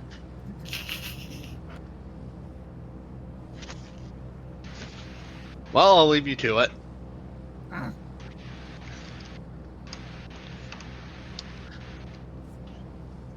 Shut the door again. For the next couple What hours. are you talking about? He's sitting at the wheel. Oh, yeah, I'm aware. This plane doesn't have autopilot, Nox. It doesn't. I think it might Okay. now. What are you doing? He's just kind of sitting back, gives a little bit of a look to you, and you can see a little bit of that, like, hey, sorry, he's just kind of having fun sort of expression as he's taking another sip of his drink and then drag on his smoke. I'll go relieve him in a couple hours. There's supposed to be a storm front coming from the south that we're supposed to swing a little bit around. But, no reason I can't relax for my 800th transatlantic flight.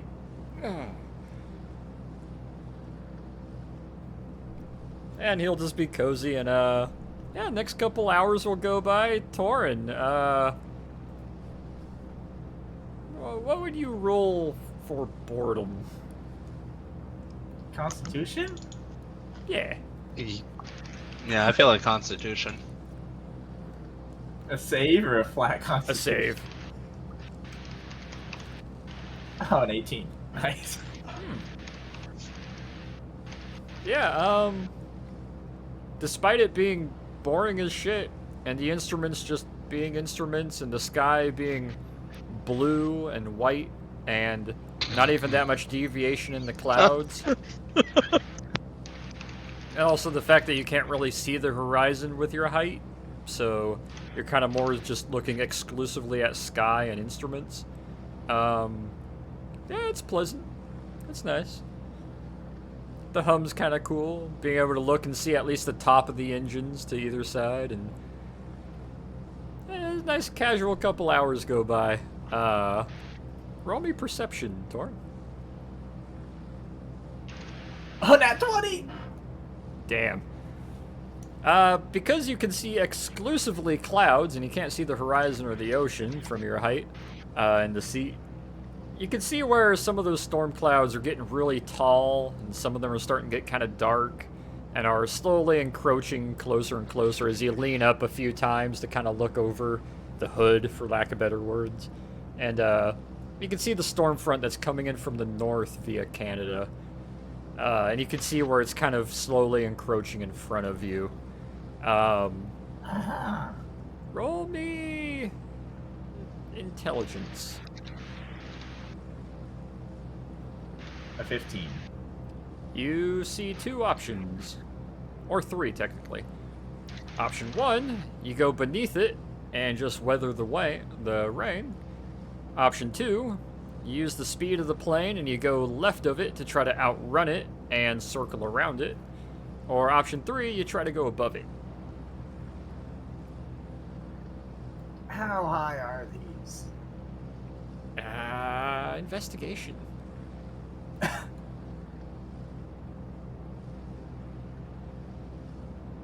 11. I mean, instruments are saying you're at like 12,000 feet, so judging by your thumb, I don't know, like 19,000 feet cloud level. This isn't a pressurized aircraft, is it? It is. I don't. Oh, it is. Nah, we're fast as hell. We're gonna go around. Alrighty. Roll me a Constitution and a Intelligence.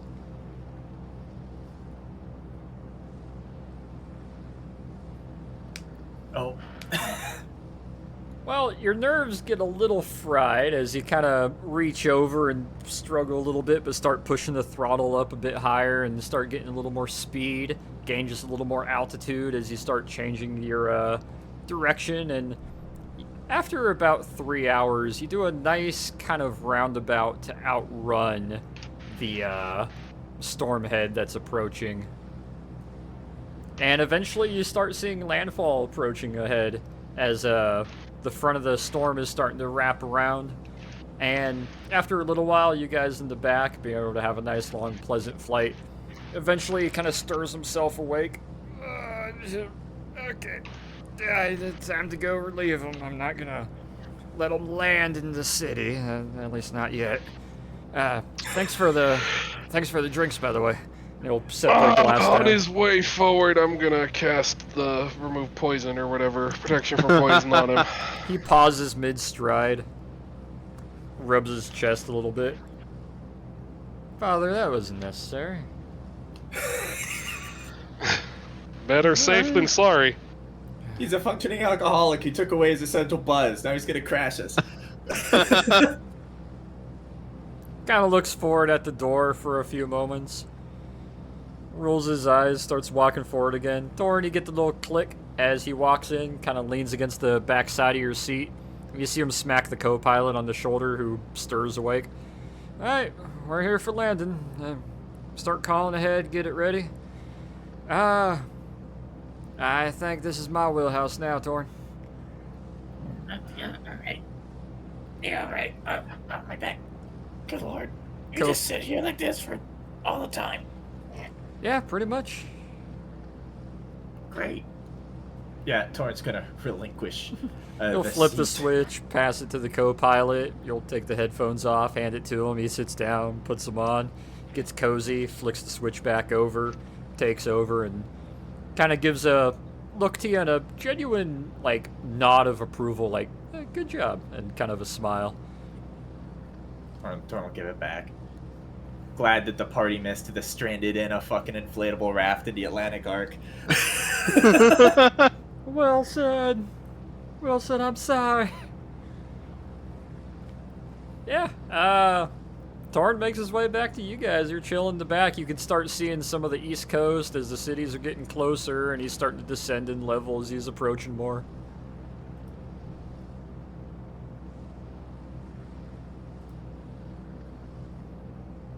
You doing anything, Torn, or are you just getting cozy for the landing? Lucky strike and a drink. Nice job flying.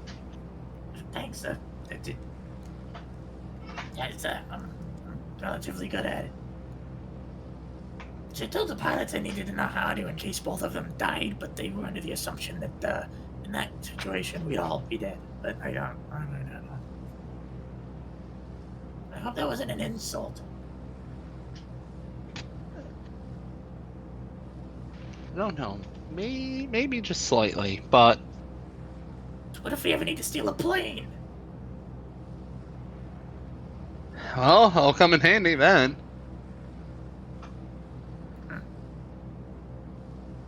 Well, I hope we never have to hijack a plane. That sounds kind of fun.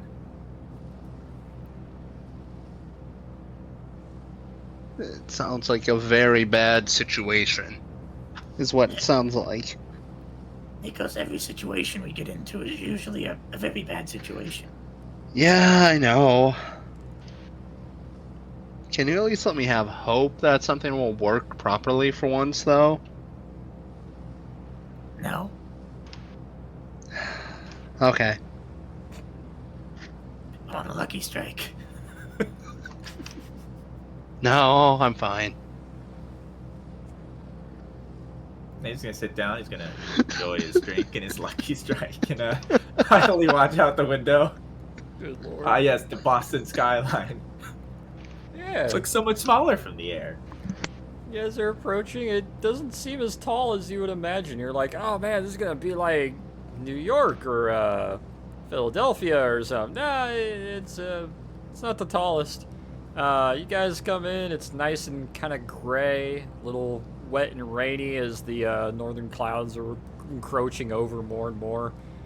You see a couple other planes taking off and leaving. You guys specifically land on the airfield that seems to be one of those really nice, like, 4-layered, multi-stage international airports. However, there's 2 distinctive runways just off to the side that have more Constantina Hut-style military looks to them that you guys specifically land at, and eventually taxi over and around and make your way over to one of the little standby points. The plane starts to putter down and go idle. Eventually the engine's cut out, and there's that little jolt as the tug car hooks up to the front of it. And after a little while, the door opens up, and let me switch over said Muzax. Oh, that's not the right one, but whatever. Boston's sad today. Boston is sad today. Sad Boston. Strange, this is how I remember the ambiance. We're walking into slight gray skies. As a dude in a trench coat with a hat and 2 cigarettes in one hand, going, it's about time I saw you guys. Yeah, you guys step out. There's nice East Coast rain kind of floating overhead. It's kind of getting a little more pre-rain smell and wet. You can see a handful of American personnel going around, a couple planes standing by. And you guys Got are bad unloaded. news for you, folks. The Braves lost the World Series. Oh no, we're gonna lose the war. Nothing new there. Sorry for the interruption. You're good. Yeah, you guys, as you all onboard the plane and see your way over, you see a long black car that's kind of nice. Let me double check my notes here to make sure I get the right one. You see for the car heads here, a 1936 Chrysler 6. Big old black 4-door, very luxury, nice booth seats in the back as the doors open up in the back. And for a moment you see a kind of a different sight for persons than you're probably used to seeing, as I need to pull up the picture and post it in in-game images here for you. See, what looks like initially at first a gentleman step out. Trench coat, nice vest, dress shirt and tie underneath. But a very matte gray coloring to his hands and to his face plate.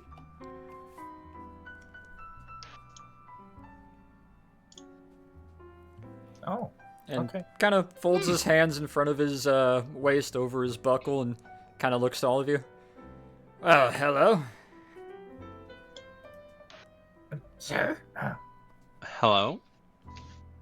Forget. Been a good minute, Torn, although I'm pretty sure you don't remember me looking around the museum when you were younger. You must be Ambrose. At your service. I'm glad to meet you formally.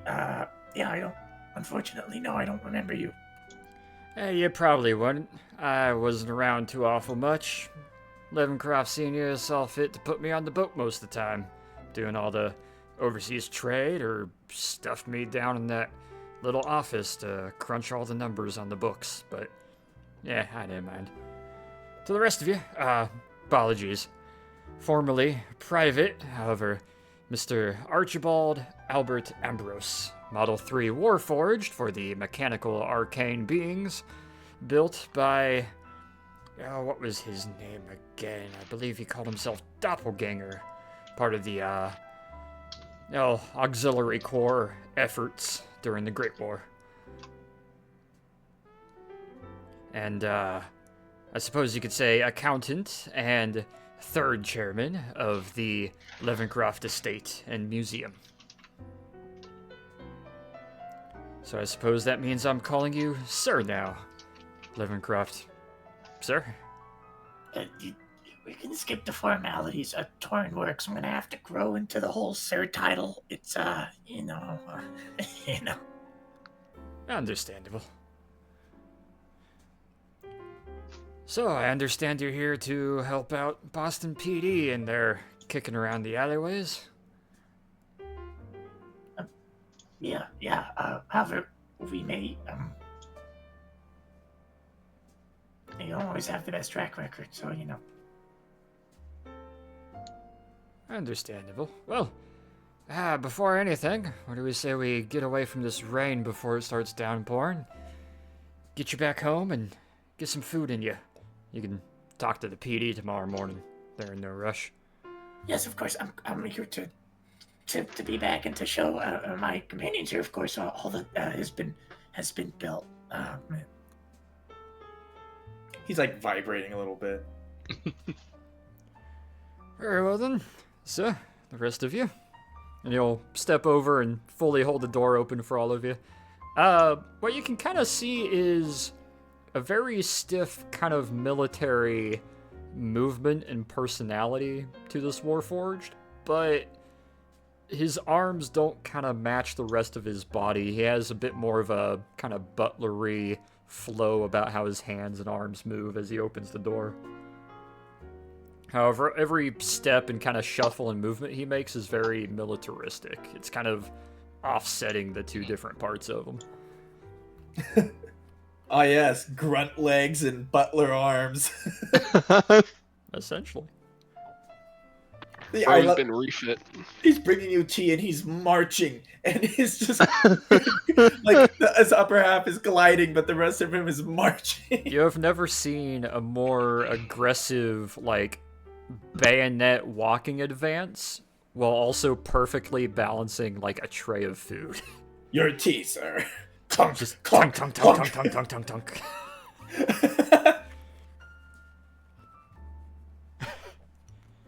Yeah. Oh, Doran, apart from the murders, what is there to see here? Well, the murders are interesting, of course. I can't actually name off a bunch of shit, but I'm sure he'd name off like 15 different attractions. Boston has a fair bit in 36. You got a lot of the... There's a fair bit around. A lot of Most of them museums, food a lot places. of... a lot of food. A few parks, a couple other things. Funnily enough, Torrin hasn't actually hit up too many of them himself, but...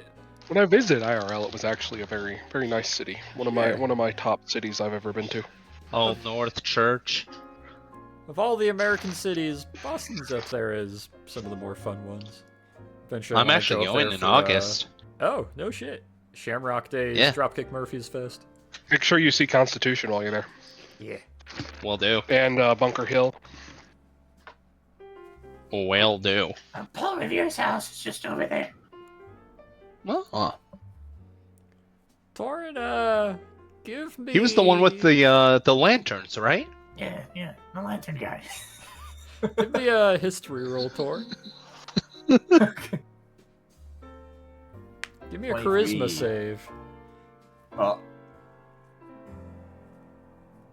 a 3. For the next about 20 minutes, as Ambrose is driving all of you kind of piled into the back of this long or nice car, Torrin won't really be able to help himself in standing up in the middle of this car and kind of tour guiding you guys as you approach the museum.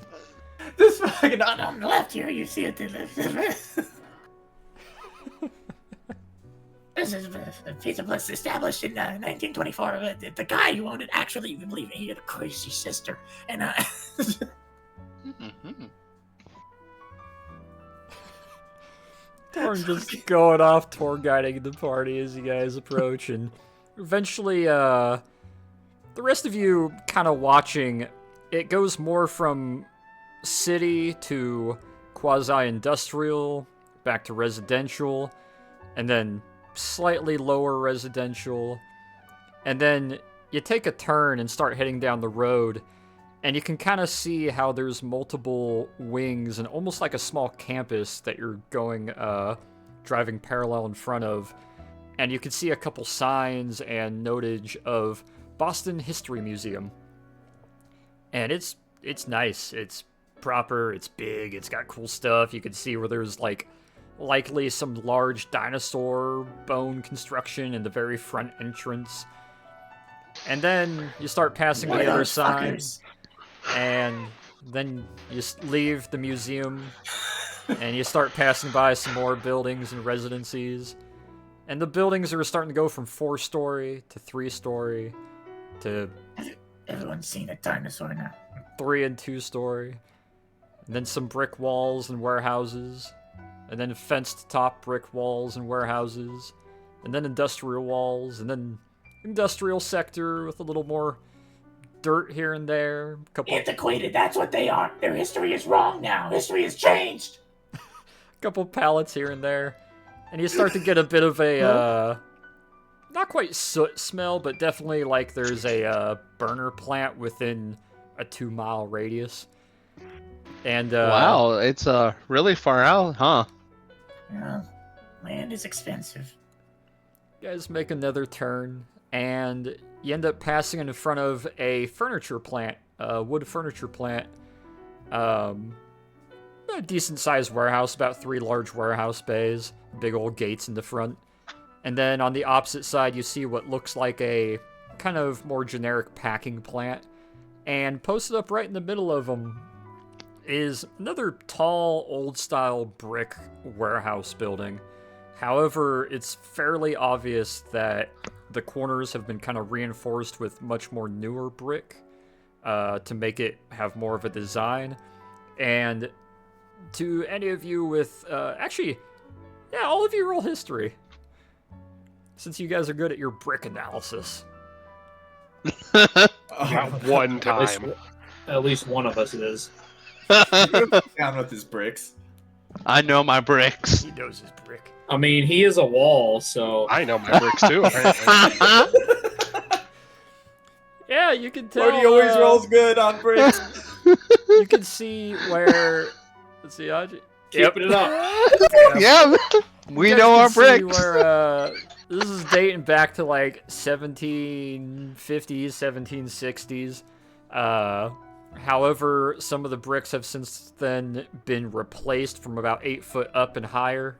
And then you can see where additional layers were put on the outside. You can almost kind of see like the layers of tree bark when you cut a tree open. You can see the age and adaptation of this warehouse building, where the roof was eventually replaced with a more A-frame one. Bricks were placed up in there. And then you can see, with your eyes in particular, where specific chunks were knocked out, remortared, and large kind of industry bay windows. You know the really large sort of rounded top, like warehouse industrial windows that have the like 1 by 1 foot squares to them, and it's just a whole bunch of panes that go a lot taller than it needs to let in as much ambient light as possible onto the warehouse floor. There's a lot of those lining either side, and the front doors look like they should be castle keep doors. Like, easily 6 to 8 inches thick. Double doors. As he pulls into the little rounding area, drives around this fountain that... It's not running, but it does have some fish and water in it. But it's not currently spraying upwards. The plants around are nice, for the most part. There's not too much grass. It's been mostly replaced with gravel or very nice rock and brickwork, as likely the grass didn't want to stay alive in this area. And he comes to a stop, puts it in park, steps out, and opens the door for all of you to eventually start making your way out as you find yourself in front of the Boston Museum of the Arcane and Unnatural History and Cryptology. Oh man, the fountain isn't running. The fountain guy must have died. He was getting old. No, actually, we're trying to cut back on some costs. We're being informed of some rationing as of late, and they seem to not want decorative water works to be in use. Yeah, but that's for the poor people. Kind of brings his metallic hand to his mouth that, despite him talking, his mouth doesn't actually move, and he gives a fake kind of cough motion into his fist. Oh, sorry, did I say the silent part out loud? Well, we gotta have a fountain. You kind of did. It's the centerpiece. Well, the Levencroft estate is rather rich. We gotta get that fountain going again.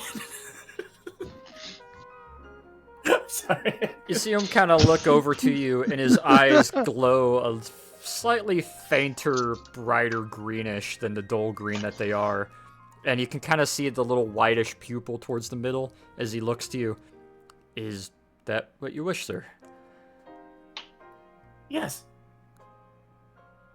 Very well, then. I'll see to it today. And as you guys Thank step you. out, he closes the door behind you. And we'll walk over, hop back in the car, and we'll drive it around, leaving you with the party, Torn, as you see another car come driving by, a big flatbed truck that has all your equipment and your crates and all the other stuff that you guys flew in with that was following you. That goes one more street down before turning in and heading towards the back of the museum to start unloading your stuff for you, likely. Yeah. Torn, you're in front of the party, in front of the big bay doors. It's a very familiar, nice feeling. Oh, this feels weird. Last time I walked up these, I hadn't killed people yet. that's something.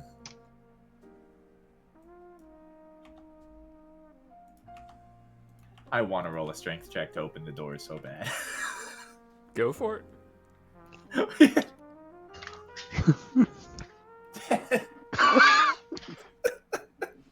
Torrin steps forward in front of the three of you as a couple raindrops are starting to hit the ground. And he's pushing on him for a moment. And he's trying to grab the knob. And it's one of those big handled ones that has the thumb press that you have to press down to push in. And it's just not wanting to budge. It's just, he's trying to put another hand on it and press it, and it's just not quite wanting to give. Torn, roll me history. Just like, What is it? Is it rationing on grease too? When's the last time this was greased? 19.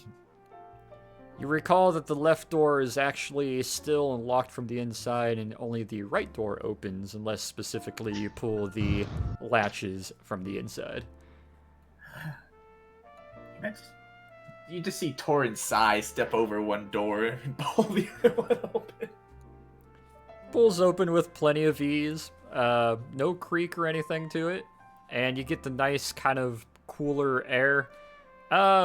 All of you smell military industry smell. Cosmoline and metal and gunpowder and grease. Cosmoline, oil, and asbestos, right? You can't. If you're smelling asbestos, you've got problems. I'm pretty Breathing sure the that- asbestos. I'm pretty sure that those three, the mix of those three, is the smell of every museum warship I've ever been to. Fair. It's probably not the asbestos you're smelling. It's probably the dust on the asbestos. Yeah. Yeah, but it's like a unique type of thing. Yeah, fair.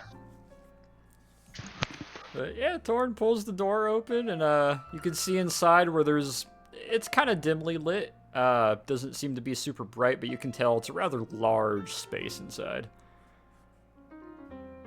So none of the display lights are on. Obviously, we're not hosting an open thing. So of course, sorry, I'm tense. So, do you want to relax first, or would you like to show us around the museum? No, let's go. Let's go. I don't think I'll relax. Just get new acquaintances. On a more personal level with them, and then I'm gonna have to show them most of my life's work, and all of a sudden it's like, oh, okay.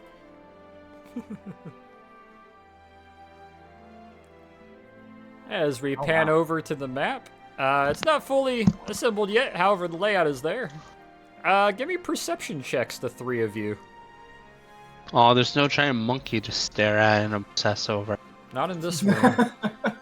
9. There is a Bigfoot stuff, though. 10. Hey! Nikos and Peter, you're a bit more distracted initially. Hachu, because of your height as you guys step in, There is a military. It's a military museum for some reason. This particular wing. Directly in front of you, you two are very distracted by the British Mark I tank sitting on a big old plinth in the center on top of a kind of fake mud and wood sort of standee with some like tank traps and barbed wire kind of decorating around it. It's like an action shot. There's like dudes running next to it, fucking all that shit. Big old mannequins of like uniforms appropriately put on them. Out of character, one of them are the uniforms of a very specific gentleman before a kobold assault. You. Hachu, though, you're able to look past and you see a very familiar sight. Not one, but in fact 4 of the independent machine gun walking systems. 2 of them look exactly like the one that was in Austria, and the other 2 seem to be, if you had to guess, a little more British and a little more water-cooled. Sitting up on various rocks and platforms in mid-motion and action. And towards the back, you see a rather large display with bushes and trees and actual dirt around it of mannequins standing there wearing what, if you guys were to look at it for more than a second, it looks like a mixture of Anzac and auxiliary troops in battle poses in kind of a desert terrain with what looks like possibly Ottomans and Turks on the opposing side. And lining both walls and cases are mixtures of helmets, boots, Hello, rifles. my name is Wilhelm Schwartz. Oh, Sorry, Discord was killing itself. all good. But You guys yeah, ready for the night at the museum, Mark? Except the. Let's go. Except these guys have machine guns and they. Yeah. I really hope the machine guns are just like the T-Rex and basically dogs. ting ting ting ting ting. Now, it's important not to touch anything. Obviously, it's a museum, but it all works. So, you should be careful. It's a museum.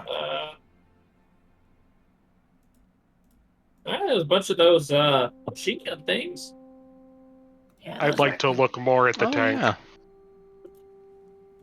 Give me investigation. Of course, there's exhibits fucking everywhere. It's just not models for all of them because that would be Yeah. 20 hours of work. I could not trim and X-ray enough stuff to be able to occupy these, but there is a lot. Yeah, as you step forward towards the Mark I, this one seems to have seen a fair bit of combat. The cannons are still mounted on the side, the machine guns are still idle. There's a few mannequins of British officers, and you can see what looks like, to the back left of it, it's kind of hard to see them unless you specifically get up on it to look at it with some of the trench decorations and traps that are around it and barbed wire. You see 2 larger mannequins, or should I say smaller mannequins, of what looks like kobolds in kind of bluish English uniforms following in lieu with the tank scene that it's made like it's kind of climbing up over a trench. It's got British markings on it. On the side, you can see the name Bess, with 2 S's written on the side of it. It is covered in, if you didn't know better, it was driven directly here from the battlefield it was on. There is a mixture of scrapes and impacts and dents from heavy machine gun fire, some anti-tank fire, a lot of soot still on it. It dare say this thing may have even just been teleported here after it was used. Still has a bit of a smell to it. Did you steal this tank just straight from the front? Did we steal this tank straight from the front? Roll history, Torn.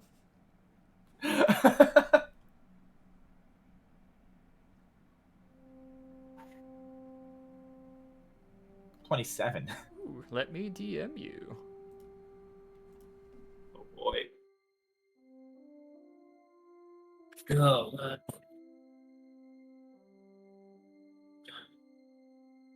Well, of course they didn't steal it. It's a museum. It's called reclaiming. That was a donation.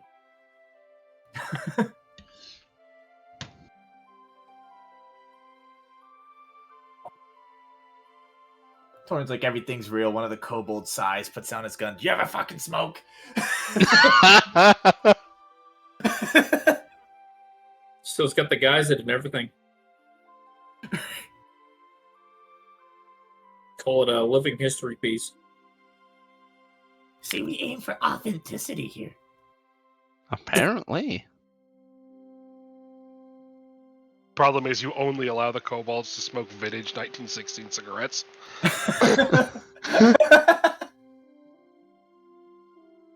Very authentic.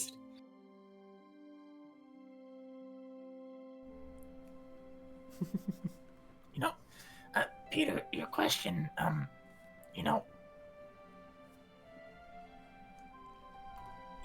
Nevencroft never really said how he acquired the tank. But from what I gather, it was gained with a very large purchase in 28. I presume a lot of surplus. That's when we got a lot of our acquisitions. This was, in fact, one of our first pieces, however. Sort of a, you know, the museum in New York has the T-Rex.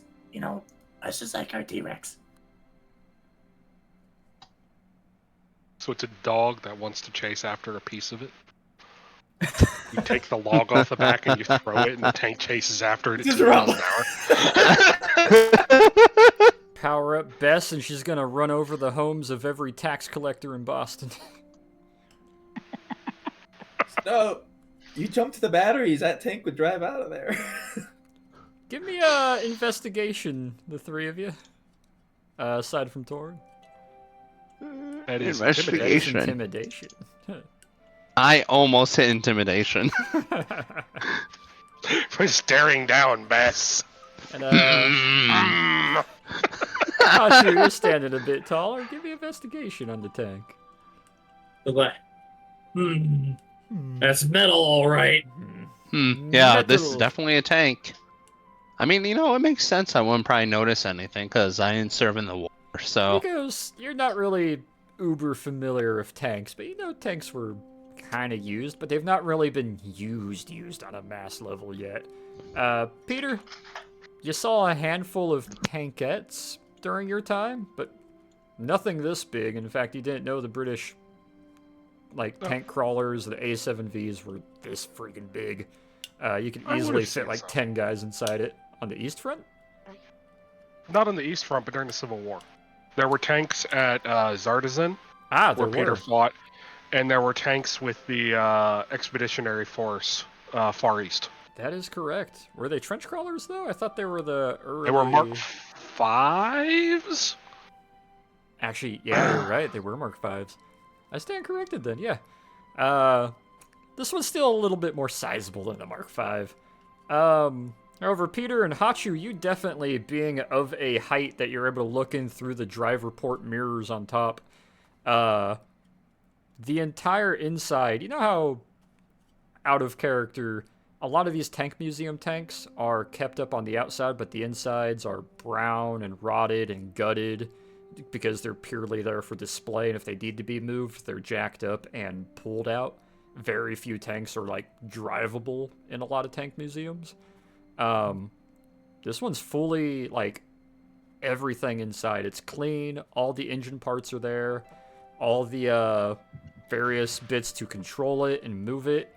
And with that 20, you could swear you can see about 20 shell cases in the cannon slots in the back middle of the cab.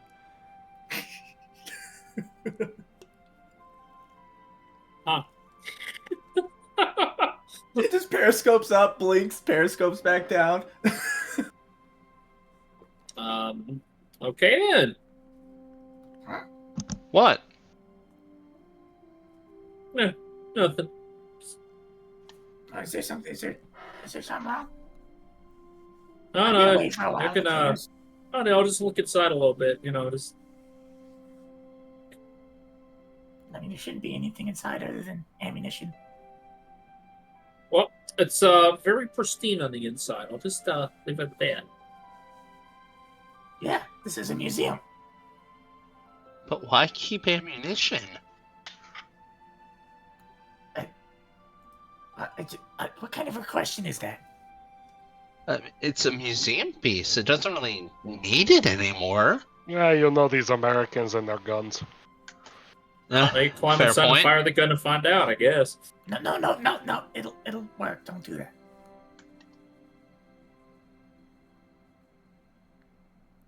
No, but I'll find all y'all to look inside it. Go ahead. Just don't step on the fake shrubs. Careful, they're hard to fix.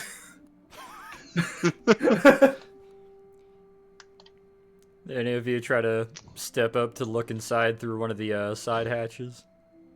I trust Achu to saying that there's ammunition in there.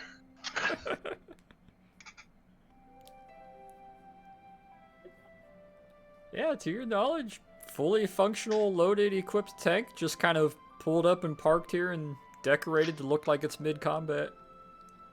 You know, is there any gas in this? Of course. So, you could just get inside and drive it around. I wouldn't recommend it. It would scratch the floors, but yes. What? They just leave it here? A fully functional tank. I don't understand what you're getting at. What do you mean you don't understand? You seem surprised. Because it's a fully working tank, just sitting here. So like kids come here, right? Yeah. So what if one of them climbs it? Yeah, that won't happen. What do you mean won't happen? And I mean, if it did, it would be. I mean, we'd make the papers. Attendance would go up. You don't say. Have you ever had anyone start shooting? DM, have we ever had anyone start shooting? There was one incident, but it was before your time in the very early days of the museum. I mean, yeah, once, but like forever ago. I wasn't there for it, but it wasn't a big deal. What do I you? feel like if Not a someone big deal? shoots off a tank round in your museum, it'd be a bit of a big deal. I don't see why you're so concerned. I need each of you to look at your character sheets. Does anyone have a passive Uh-huh. perception above 17? Nope. No, Where do I see passive at? I don't. Bottom. it should be below your Latest. skills. I think we've established you have a 17. Yes, I have an 18. Oh, you have an 18 now? I do have a harmonica, though. Put that shit away. Put that shit away. Oh, what is yours, Torn? Knock, switch this music to harmonica music. I am now serenading the party in the background. I just take out my gun and shoot at him. I've got a 16. This is good. Hachu, being the periscope snake that you are, you feel something looking at you as you guys are deliberating on why is there so much accuracy and realism to the items in here. To your back left, on your screen, it would be the very top left exhibit before the LMPs in the top corner. It'd be this one up in the top left. Something is pointing and looking at you, and you don't really know what, but it feels like something's aiming at you.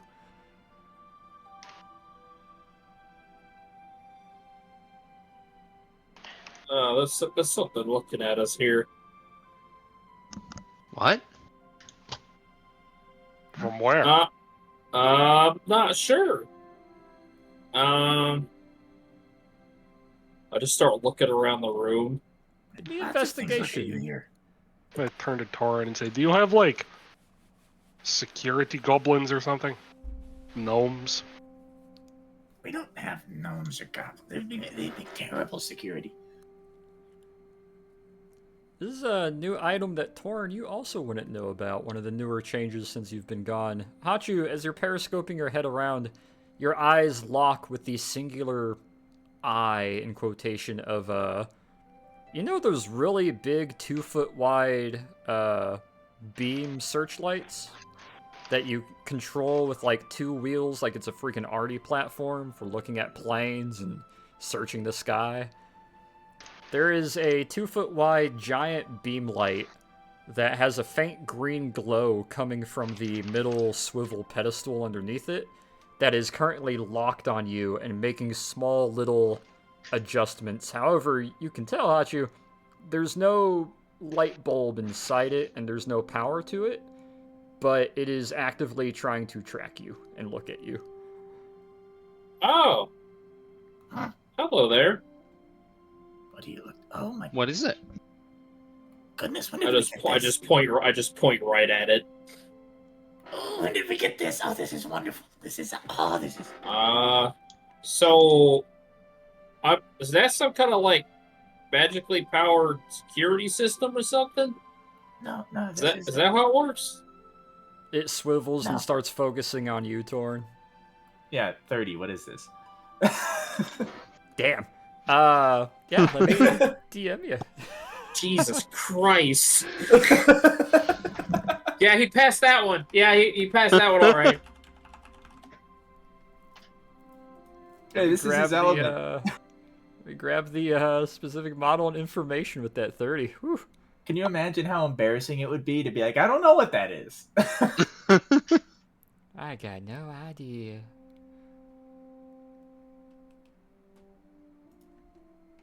Oh, it doesn't have a lamp. Who wouldn't put a lamp bulb in this? I must have, I mean, someone who doesn't want the light constantly shining? that would be great, wouldn't it? That might be a bit annoying. Depends on how powerful it is. Well, given I suspect this was probably used in an attempt to spot aircraft, probably pretty powerful. I feel like not having a bulb in there is probably a good idea.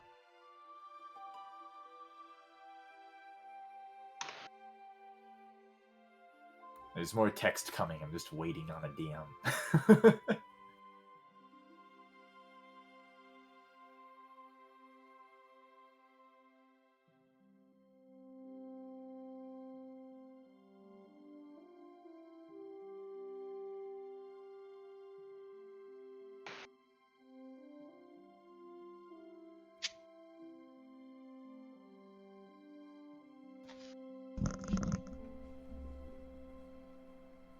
I say during all this, Torn is just like floating about like a fucking like a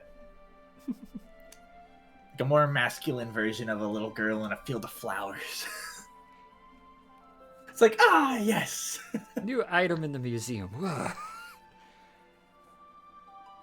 I wonder where you get this. Is a German 36. It's a Zeppelin ground searchlight, and of course now this has been magically augmented. It's got apparently target tracking to gemstones, which I cannot see. They must be under the cowling. Oh, this is wonderful. This is this is why we have an acquisitions budget.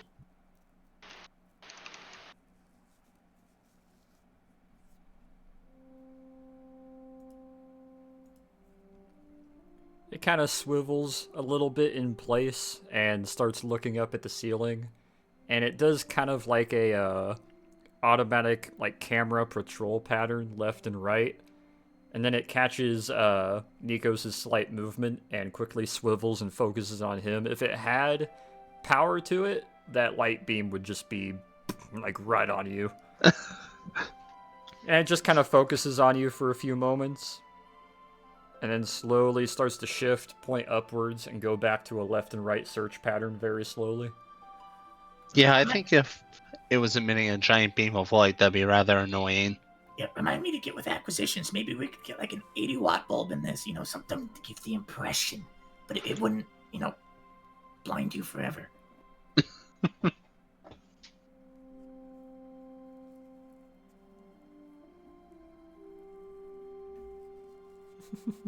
Anyways, I assume Torn is gonna give them the entire fucking tour, like every exhibit, like a 4-minute rant, moving on, every single one.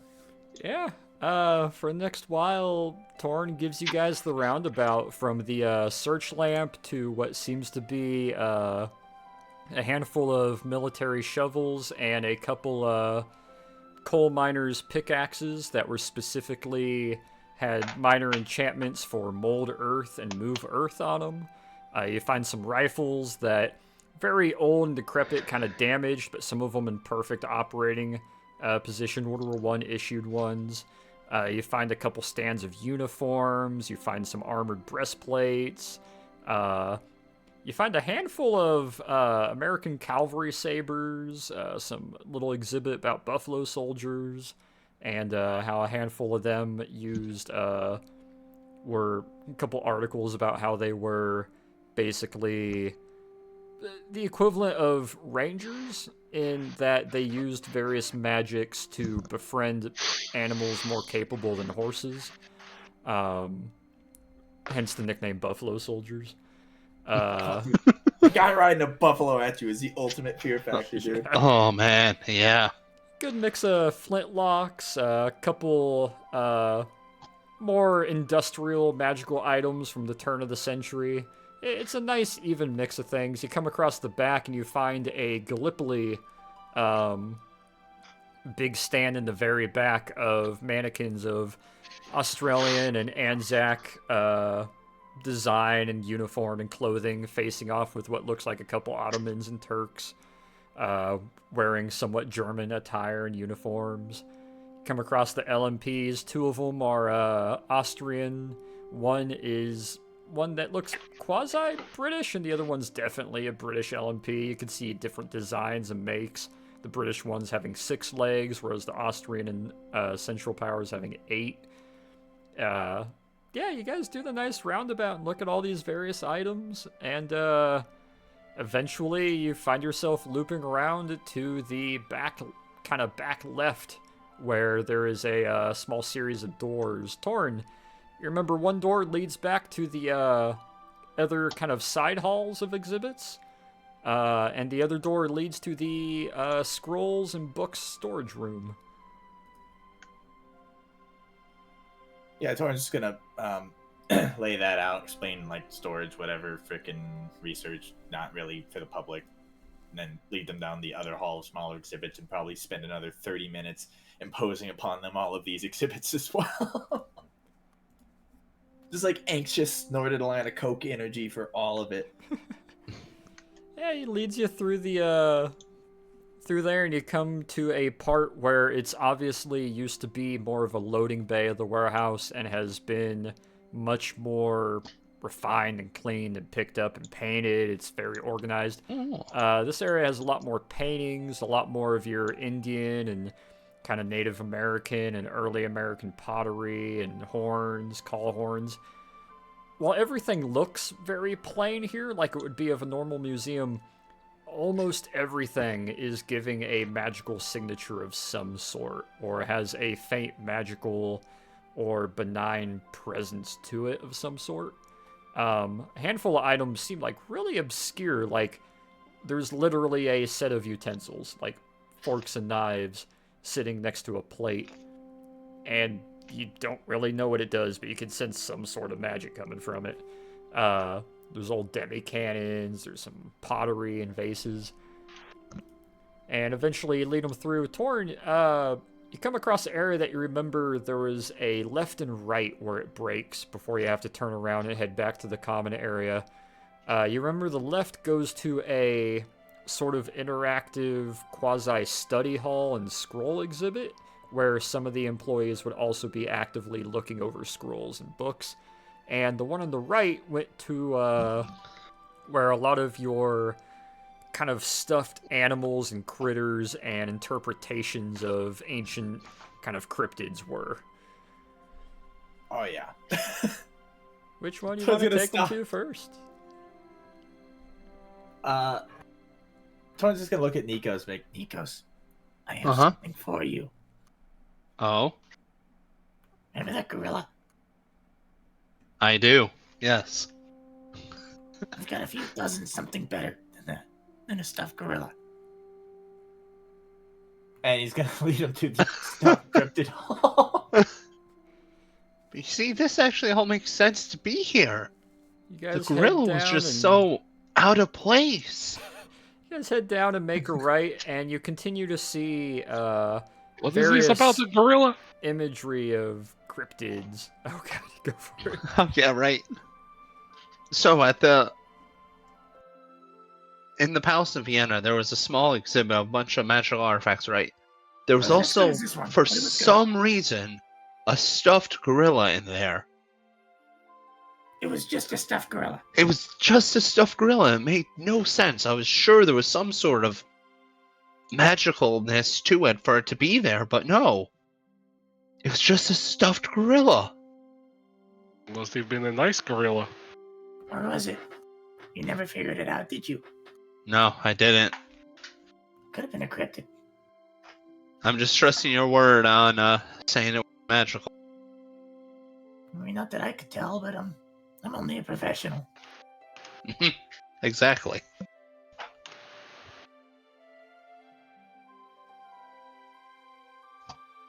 Cryptid Hall. Cryptid Hall. Cryptid Hall. Monkey. Oh, more than monkeys, my friend. As you guys make your way down, there's a lot of those receded kind of little cubbies of sorts. Some of them have glass over them that happen to have plants or whatnot, and some of them that are just the standee itself don't have any glass or anything, but are still in the receded cubby. You do see what looks like kind of fuzzy, large chicken-looking kind of raptor, or at least interpretation of one might look like. There is a little thing that looks like 3 kind of, dare I say, bipedal hedgehogs wearing sort of native garb and belts and daggers on them that are hobbling around a little rock that they're messing with. To clarify, this is Hedgehogs the animal, not Hedgehogs the tank trap, right? Hedgehogs Very the important. animal. Yes, hedgehogs the animal. They look like little bipedal hedgehogs with kind of goblinoid faces that are standing around, and all seem to be messing with like a rock in whatever this sort of interpretation of them are. Seems to be 3 little puck wedgies messing with something.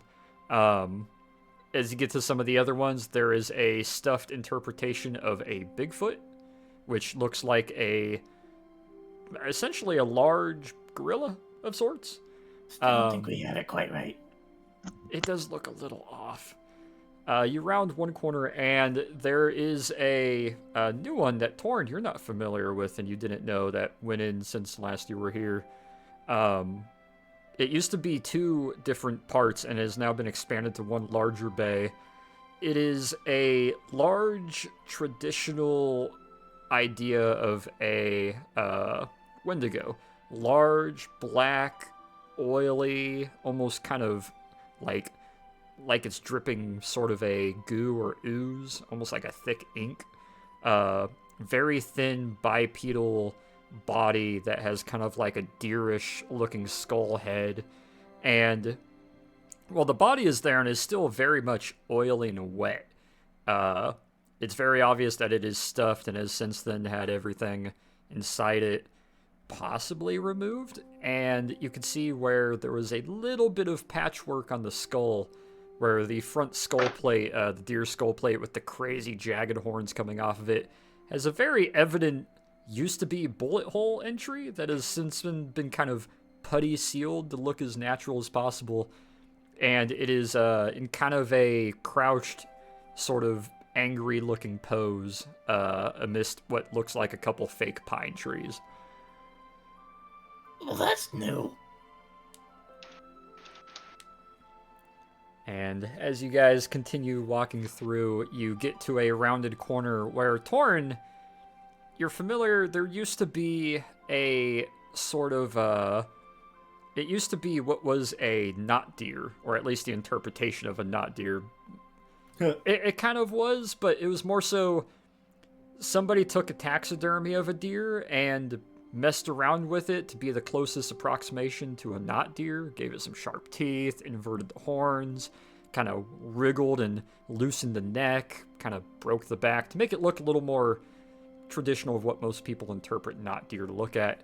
However, as you round the corner, the not deer's up not there anymore, you guys come across this site. Ah, 3 whole pixels. You might need to hit refresh. There it is. It took a minute. That is I don't. That's new. What the hell?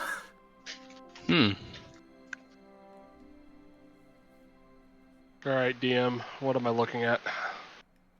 Investigation. That be there a skull. That is just. I was expecting a poorly stuffed deer with fake teeth. This is okay. Deer with fake teeth. It's an odd deer. It's a long story. Peter and Torn, you can definitely tell. Okay. That's a big old skull. Maybe a dragon skull?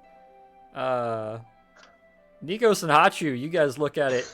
That is definitely a dragon. In fact, that's not your typical dragon. That is a very much your large spindly noodle dragon design and head. Your kind of Asiatic type dragons. It looks like an Asian dragon skull. Yeah, it looks like one of them them Chinese like The takeout longer, things. more Like- serpentine-esque. Dear God, Lemoncroft, what did you do?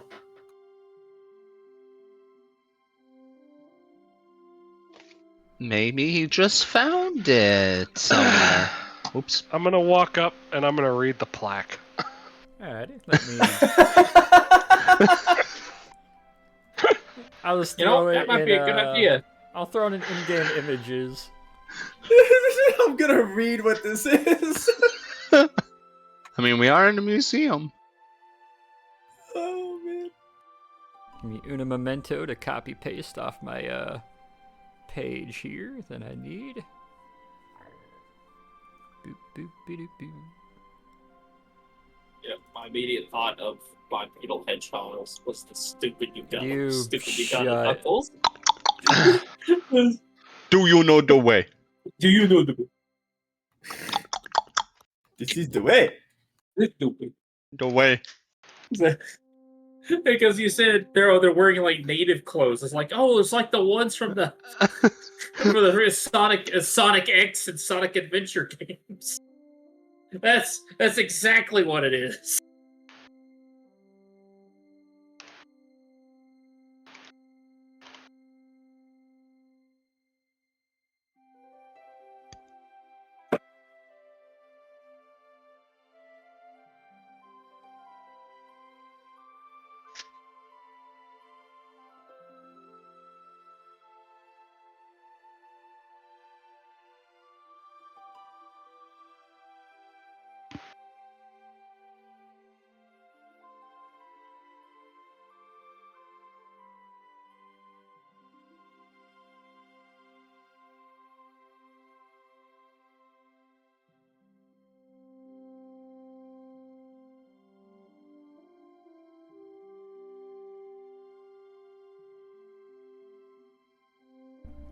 On the plaque, you can look and you see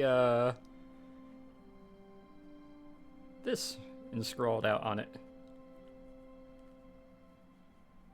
Damn.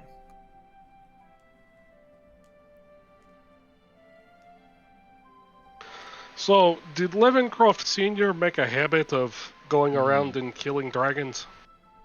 No, I dare say he wouldn't dare. I believe this would have been excavated, if anything.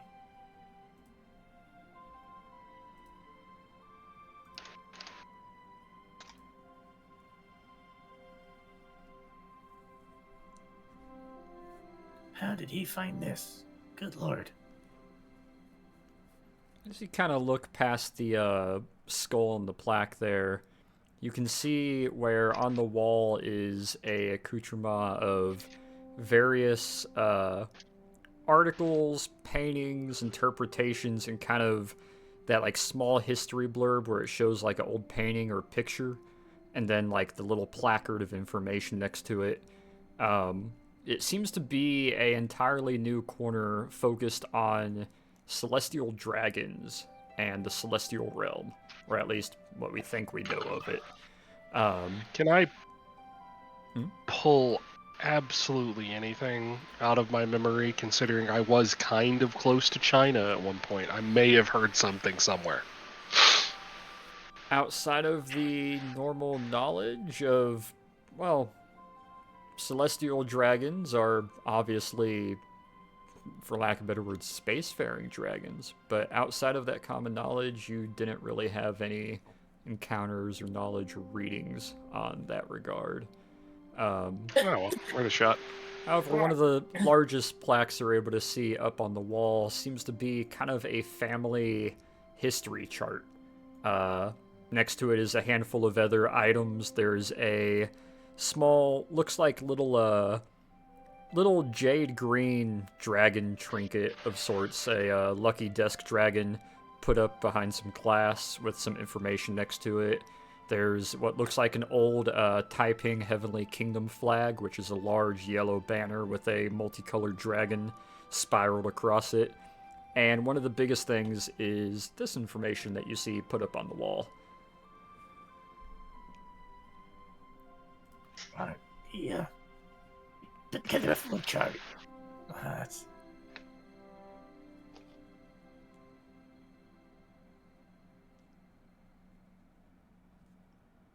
Torin's gonna have to touch it. Yeah, you put your hand to the plaque. It's a placard. Oh, not the plaque. No, the dragon skull. Oh. Put your hand to the placard.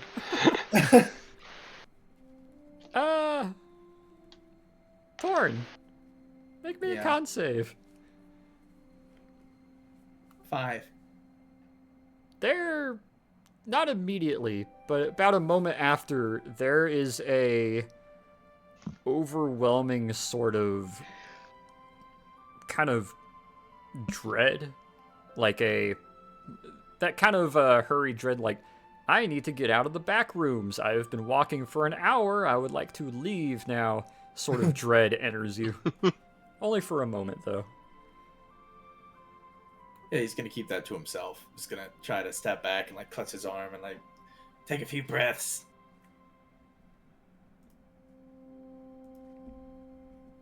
I like to roll perception to see if I notice that.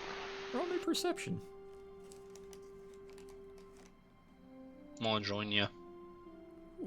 21. 21. 21! Roll me deception, Torn.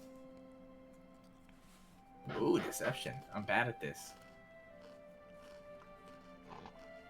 Oh, 17. You don't notice it at first, but you can see him kind of recoiling a bit casually, but still recoiling from touching the skull. Uncomfortable to touch? I don't know, I felt fear. I'm not necessarily sure if that's because of perhaps my bond with Askaroth, or if it's a latent effect. Can I suppose- examine the skull further? What would you like to try to examine about it? See if there's any like latent magicalness. Roll One me of a- us could try and touch it and see if we feel the same thing. Probably it's Oh, a I'm not stopping you dragon from touching it. skull. I'm just sitting there putting my hand on my chin and looking at it. Roll me At the moment. Arcana. Yeah, roll me Arcana, Peter. It's Plus as one. magical oh yeah, +1. It's as magical as a dragon skull could be. However, it's not made of your traditional bone, even dragon bone, as special as it is. This isn't exactly bone material. It's a little bit smoother. It's a little bit more cold to the touch. Like some kind of crystal? Almost crystal. I think more like a smoother iron kind of phosphate feel, almost like a aluminum feel. Nikos, would you mind humoring me?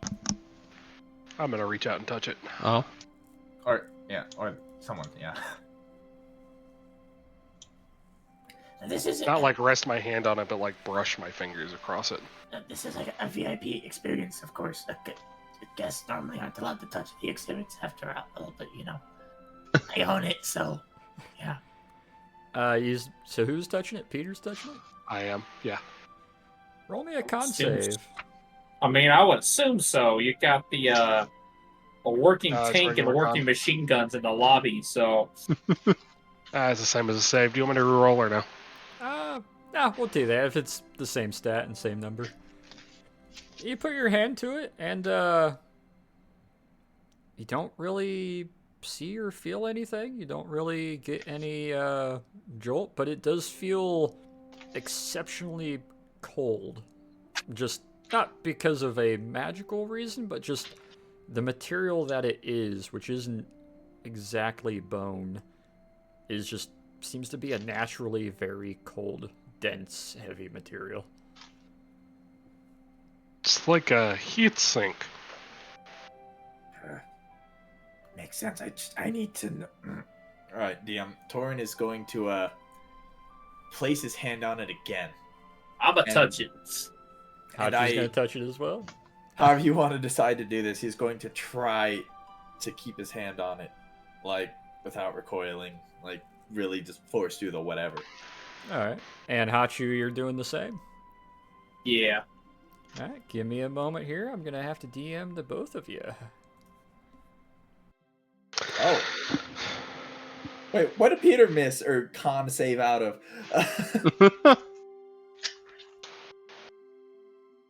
Maybe something happened for Though I walk through the valley of the shadow of death, I will fear no evil. Or dragons. So, oh my god, that fucking spider chart you just posted. And it's even technically not done yet. There's more I gotta add and sort through. This is immensely useful. Good lord. You want the link to it? It's actually some brilliant fucking software. I love how Laura Copeland has no dots. It's just Laura. You need to add some more info. I do. I mean, well, he's not attached to anything. I guess I could, like, attach Copeland Trading or something. Oh, yeah. But, like, it's attaching him to other things I have in my notes. Because I went through and I filtered everything. And the dark ones are things that I've made a link to that I haven't filled out what's in them. Mm-hmm. So it's just like a dead hyperlink that I gotta go connect. Gotta go put stuff in there. So it's not done yet. It's gonna get even worse. I Here's can't the wait to software see if it. you want it. Soren.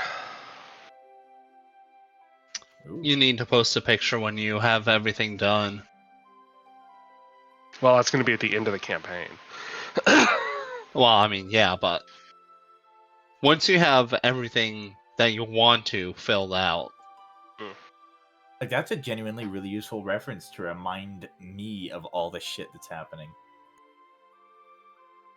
Yeah, no, it's great. Absolutely brilliant software. And I just wasn't using it because I was too lazy to set it up originally and then convert everything from my text document into it.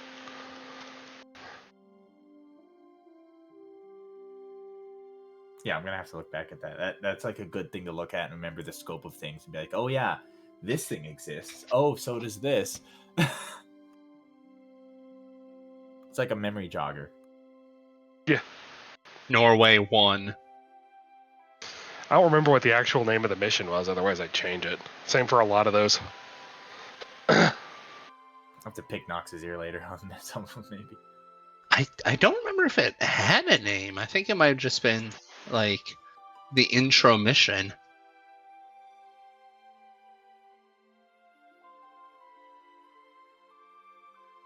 Nox still writing out his essay. Yes. On the fear induced by dragons.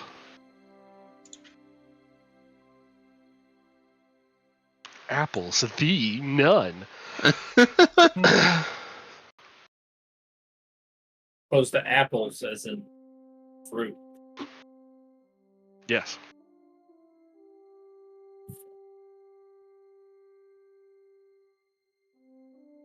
I'm also going to need to get everyone's soul songs from Nox, and I need to take a look at the notes from Vienna again to fill out the Vienna thing and add even more connections.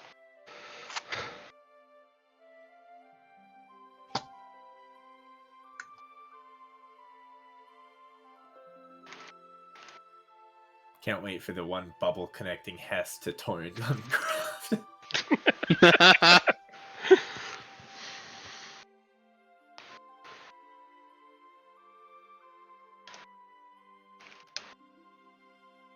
I'd also like a list of all y'all's magic items that you're carrying around so I can add them to your sheets that I have in here. Anything useful that you don't care about the rest of the party knowing about. You know, if you want to keep something secret, don't tell me. I don't think any of Torrent's magical items are secret. He is carrying a number of them, of course, but I don't have anything secret either.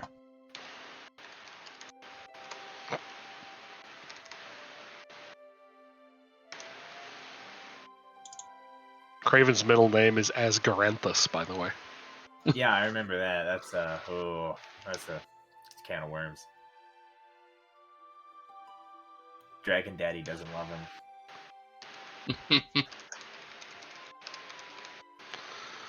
Truly, all of it was just daddy issues the whole way down.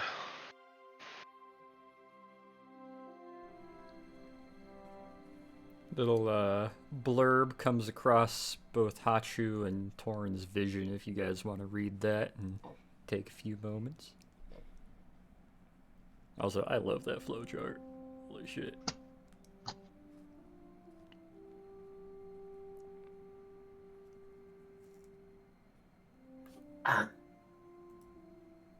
That was... Hachu, did you get that? Or is that just a me thing? Yeah. Yeah, I got it. Okay. That's another... Nah. It's not me specific. Okay, it's every... Yeah, this deserves to be here. What was it? I believe the, just witnessed a brief moment of the British incursion into China. Oh. Which British incursion into China? One of them. It's called the Boxer Insurrection. One of the A violent bloody ones. Orient. Well, there was buildings on fire. There's lots of gunfire. People being stabbed, including me.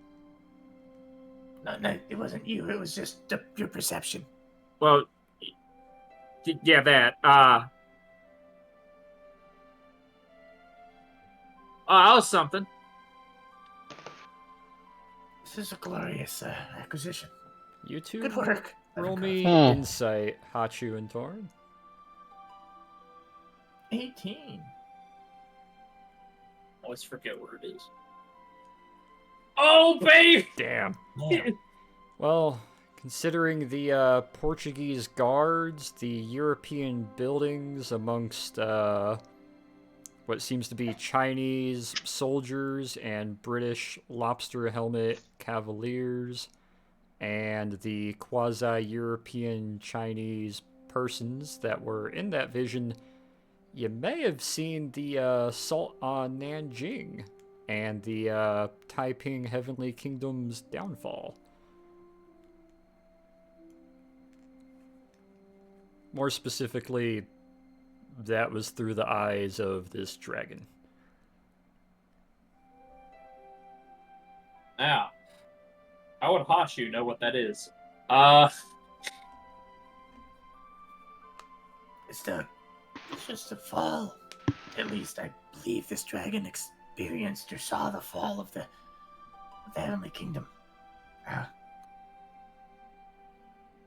Yes, Levencroft found this somewhere, I don't know how, and somehow got it here. And this is amazing. That's why this museum is here. There's no one else doing this. All of this stuff is taken and kept and put in boxes and hidden away and studied. This this is something that the public can see. This is something that the world can see. That's what this is about. And anybody could just walk up and touch it, experience unimaginable horrors. Yeah, isn't that great? Well, I imagine guess you it won't be letting everyone touch it, though, right? No, but the ones who break the rules will do so, and they'll learn a lesson. They might leave wiser. Yeah, I suppose so. Talk about whiplash. Jesus. This is a museum for those who wish to be emboldened.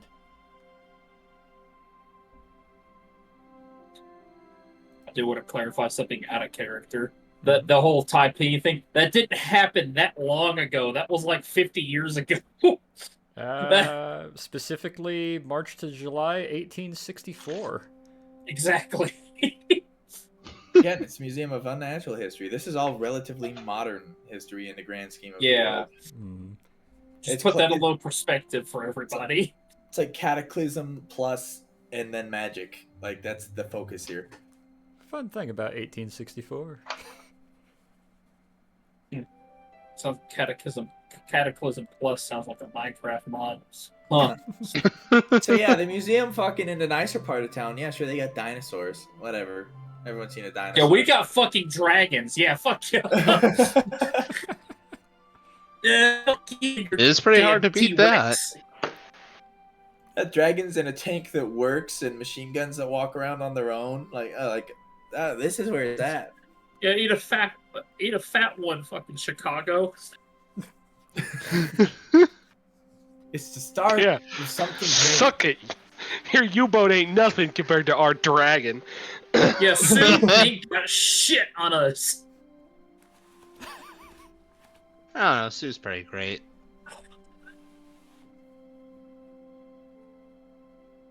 Anyways, yeah, the other hall's just our library. You may frequent it as you wish. It's sort of interactive. It's open to the public to a certain degree, but it's full of very useful information. You want to walk the party over there, or? Well, I mean, it's just a library. Well, sort of. It's like half library, half fucking like attraction. But Last you saw it. well then, with that hand, I suppose we should. Thorin walks you back down past the windows and exhibits, and you guys go back to the secondary hall, cutting across the top of it, and find yourself entering another L-shaped hall with a lot less to it, more just a connecting hallway, as you get assaulted by the smell of books and scrolls and other accoutrements. Torin just inhales and like shudders into light.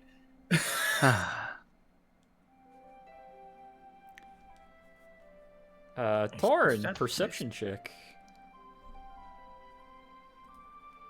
12.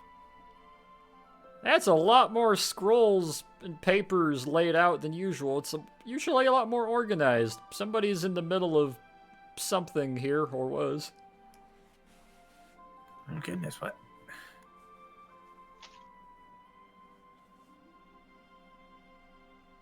Is there a focus to what they're in the middle of? Well, nobody's in here, but there's a lot of But they were. pages and scrolls laid out all over, and it's not the most organized as to what you're usually used to seeing. This is it normally wouldn't be left in this state. I don't. Who? Yeah, is there a focus to like all of these things that are laid out? Like, is there a topic, or is it just a Give me mess? investigation. Well, it's not 22. that bad. We have seen worse, after all. Yeah, don't remind me. What you look at and see is a mix I of shiver at star charts, Nordic Rainbow Bridge information, what looks like a summoning seal that you saw at the Golden Dawn's little fortress, written on paper, what looks like a lot of arcane elements, and lining the walls on either side as if to protect this room from observation are a bunch of those dream catchers that you got two of. Someone's been busy in here. God, I wonder.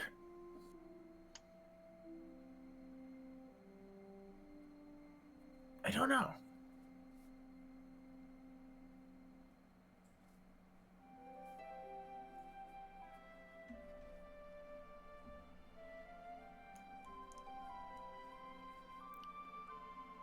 Where it's usually a little more organized, and you'd have like 3 or 4 kind of parts of the table or the side areas where people that live and work here would actively come here to research something of lesser importance, and would specifically leave it out here so that when guests come through, they would occasionally be able to like look over and see what's being investigated, what's being talked about and recovered, some of the notes taken. It kind of seems like this hasn't been accessed by the public for a hot minute, and it seems like the sole research seems to have been the Celestial as far as overall topic, and the addition of listening and scrying protection charms on the walls is a little telling. Torn's gonna pull out the spyglass. He's gonna try to look back about a week-ish in that range. You can't necessarily choose when, but you can try to make it work. Are you trying to look back or forward? Backwards.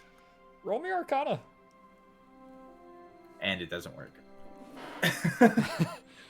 You put it up and you get the notion while being inside this room, or at least it's not so much that, oh, I didn't get it to work. It's not gonna work in this room. In fact, if you tried to do anything as far as message sending, scrying, teleportation, it's not gonna work. That's a mystery.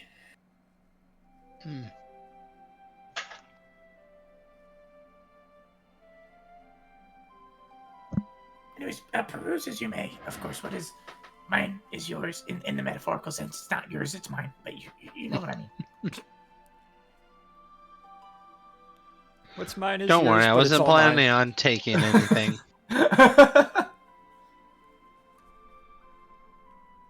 What's mine is yours in the metaphorical sense. It's all mine. Don't touch.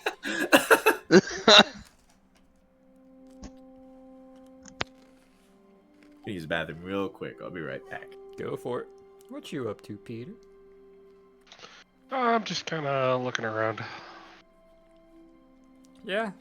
It, if you didn't know better, it just seems to be a few piles and stacks of, seems like any information that was present here was brought to the table and has been here for a minute.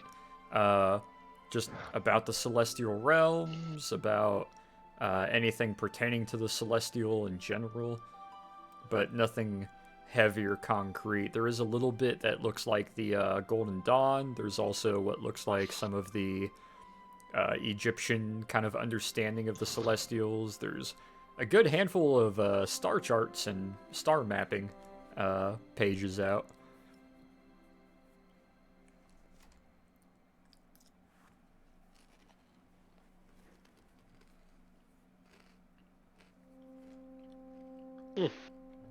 Is there any kind of discernible timeline to when these things were put out? Like I'm trying to do stratigraphy, where you look at the layering of this stuff.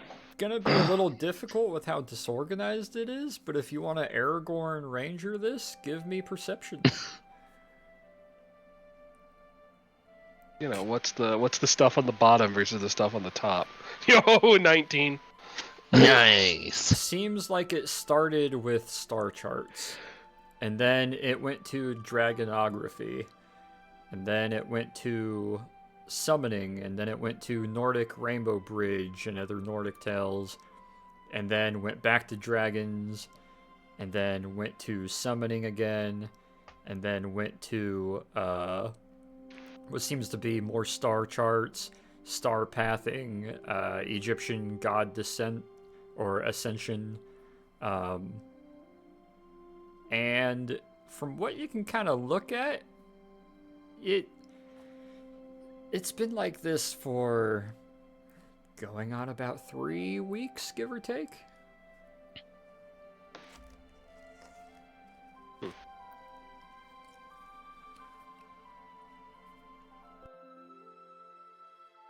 Will that align with when Swinton was here? Nope. Swinton was here only about a week ago? Or he left from here. Yeah, it'd be, this may have been added to while he was here, but this was originally started before he got here. But it's not super recent. Maybe like a total of a month this has been like this, and it looks like it hasn't really moved or been touched for at least a few days. Okay. I'll have to ask about this later. The staff or Ambrose would know who's been in here. I suspect it could have been the party responsible for recovering that skull in the next room, or at least I hope so. I don't know.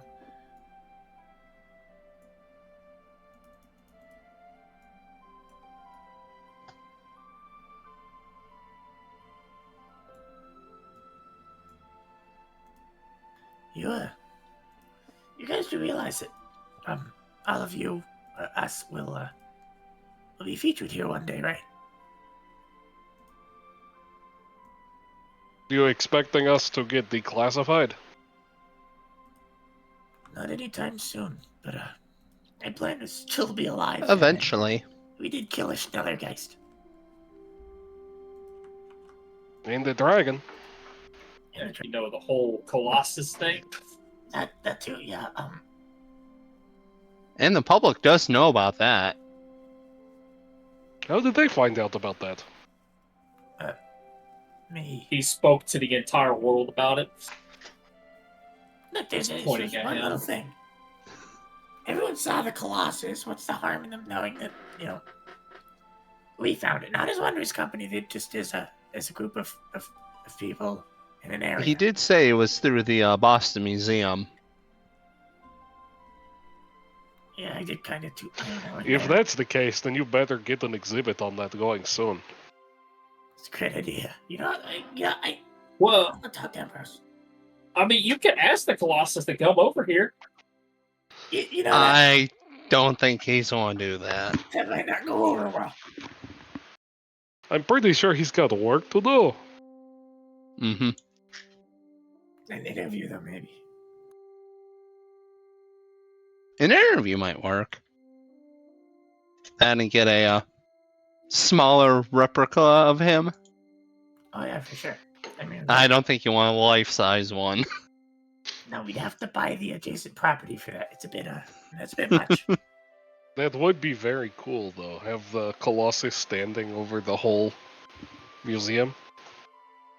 I would steer away from the point a little bit. Then it would look like it's a museum about the Colossus. And it's presentation versus reality is very difficult when it comes to the general public.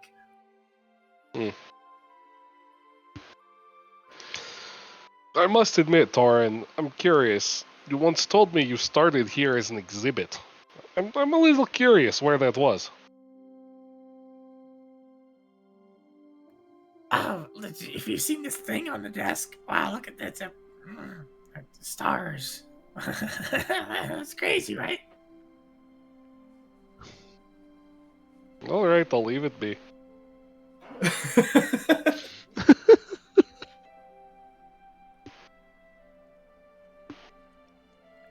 I'm gonna DM you real quick, Just Tarn, wanted- now that we got visuals, just in case, so you know, Back when it was like still a grungy warehouse and like a crazy old dude collecting weird magic stuff.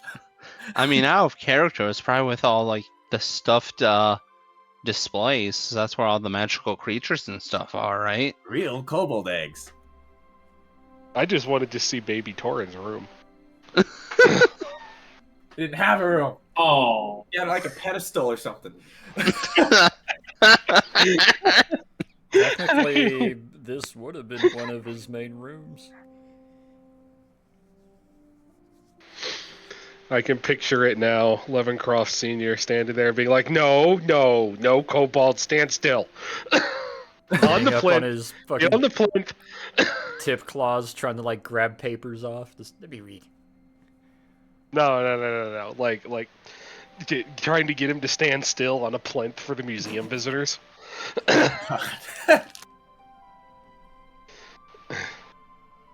Like tiny 6-month-old Torin, and he's like, no, My little Bobby. stay. The way Stay. my headcanon works with that is it was like started off with like a real kobold eggs, ooh thing, and then it was like, oh shit, that one hatched. Then for a while it was like a real kobold in a cage, and then it was like, oh, this isn't working. He's reading shit. He's like saying bad words. Yes, like it's not working out. Yeah, he's pretty good at this reading thing. Like, let him keep reading for a while. Let him just hang out in the back. Fast Well, forward 2 he's- years. Okay, he's actually helping, like, dust things off and organize things. Baby Torrens sitting there in his cage, a little disgruntled. Some woman points at him and goes, "Oh wow, a real kobold!" And he points back and goes, "Oh wow, a real whore!" That's the day they took him out of the cage. That's the day they took him out of the exhibit fully. He wasn't even doing it part-time at that You know point. what? It's That's super endearing, though. That's Up him in the back room. They come back a couple days later. It's like, sir, I don't know how did you learn the Dewey Decimal System. He's climbing the bookshelves in the scroll room again. And he's organizing things. He disassembled one of the machine guns. Put it together. We set it on He the oiled crates it! in the back, and he started putting them together and disassembling them. How do you know how to do that? He read the manuals that we had.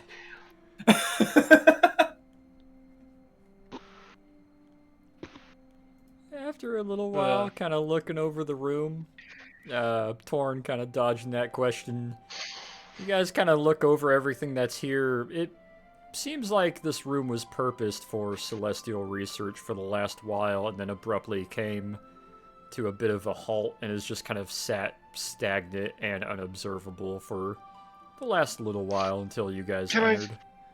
Take one last look and see any references to that. See if there's anything referencing that dragon / dragon skull we just / typing rebellion. Give me investigation.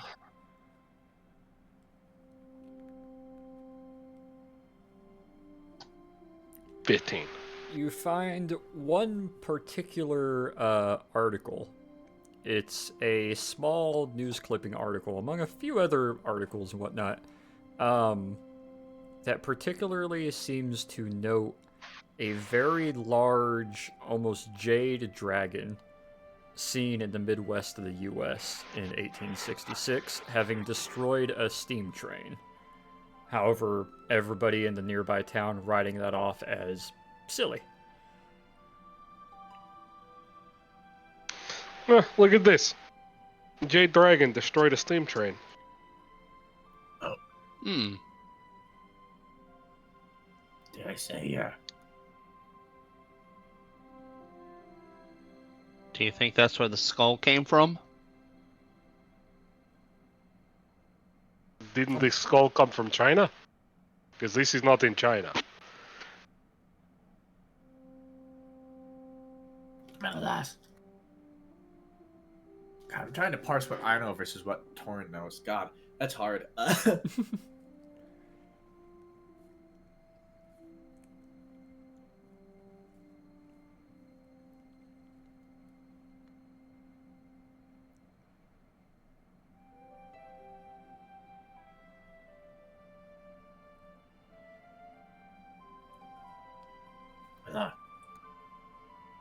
Unless you'd like to see anything else, perhaps it's time for, food?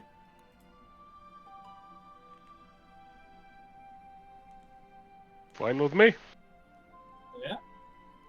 Let's get some grub then.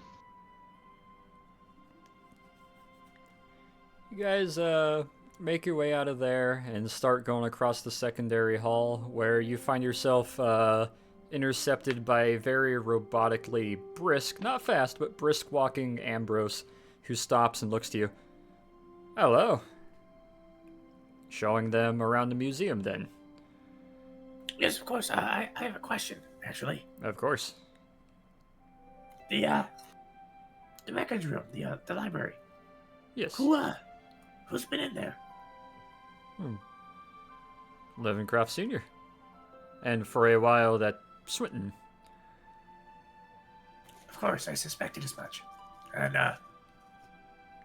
Those were Levencroft's final studies before he became fully bedridden. I'm afraid I haven't had the heart to organize and put it all away yet. oh, I understand. Thank you for, leaving it out, actually. It's nice. If you wish to peruse over it and take your time with it, I will leave it as it is then, sir. Of course, I'll clean it up when I see time fit, or when we need to reopen the hall, of course. I presume those studies what led to the finding of the dragon skull in the other hall. Oh. Yes, his, purchase of... well, how would I put that? Stupidity? It wasn't a financial loss, I will say, but he made a deal with a particular friend in China who smuggled it to him from where it was allegedly just disregarded by the current ruling regime there. I don't know why they would ever disregard something like that. If you touched it, well, or it might not work on you. I carried it in. Wait, It's well, rather it doesn't heavy. matter. Right, okay, it was a good purchase. Yeah, if you say that, one of our boats is on permanent loan now to some person who he refused to divulge to me. I'm trying to look through and figure out who they are, but I assume they'll probably reach out to me when I least expect it and am least prepared, and I'll owe them a favor. It cost us nothing, but allegedly we owe a friend of his a favor. I don't know if they'll ever call in on it. Let's hope they don't, because I imagine... You'll have more than one boat? Oh, we have a small fleet. Would you like to see? Yeah, I've never known the museum to have more... any boats. Yeah, it's a short walk to the pier. Well, considering they have a working tank in their main room, I suppose it's not all that surprising. Let me correct you. It is not a working tank, sir. It is a locomotive piece, as far as taxes go. Mm-hmm. Ah, see? Cross our eyes and we dot our T's. Quite so. As he's robotically walking in front of you, you see him kind of raise a hand up and wag a finger, kind of metallic finger side to side. And the LMPs are not, in fact, LMPs. They are... what was the wording he made me list them as? I believe they're listed as deconstruction equipment. I see. You'd be amazed not at what you can write off incorrect. on your taxes.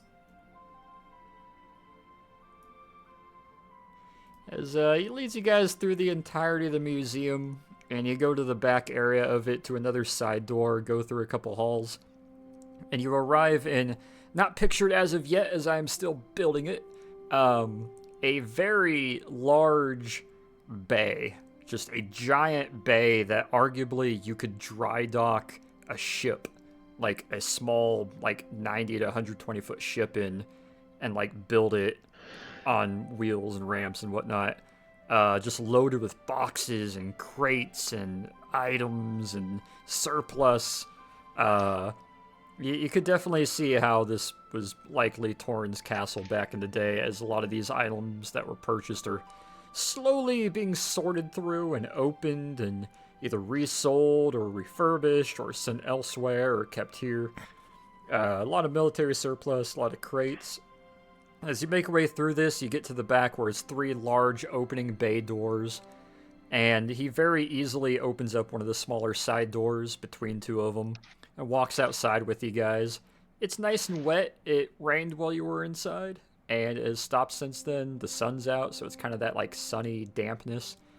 You walk down the path, go between two of the other warehouses' tall brick walls, and you make your way down to a pier nearby. This pier kind of leads to sort of a riverine that leads off towards the ocean. There is a very large boathouse, kind of like those giant hammock-like boathouses. Absurdly large one. And you step inside. I don't have it imaged yet. However, when you go in, you see 3 ships and something very large and darkened toward the opposite side. Like, absurdly large. However, roll me perception, the 4 of you. Percepzione. Peter's all about the boats. Moat. In-game images. You guys look and you see 2 smaller, kind of wooden side, white painted, nice, kind of like yachts, kind of luxury yachts of sorts, little motorized boats. Can't really tell their purpose per se, other than leisure, maybe a bit of fishing. Arguably could be a houseboat for a little while. 2 little 60-foot yachts labeled the MY Bahamut and the MY Tiamat, and I'll throw it in in-game images. Both of them are flying the Confederate States flag on the back of them.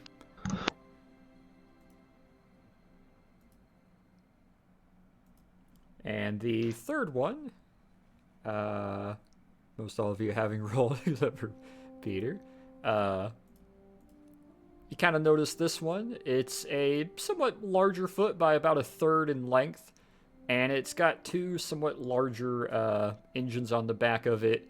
On the side, it is the TSMV Chromatic Aberration, and has a U.S. flag flying from the back of it. TSMC. No, that is the TSMV. Oh, training ship. Yeah. You drop the MV if it was a training ship, it'd just be the TS. Ah, okay. Actually, TSMV Chromatic Oh. Aberration. He Chromatic consulted me about this aberration. earlier, so Interesting Then, name there. You guys look a bit further back, and Torn, there was always a large empty bay here, but you've never seen a ship this big. And walking beside the 4 of you, kind of walks over robotically, turns, holds his hand out, and flips a really big breaker as a series of lights turn on.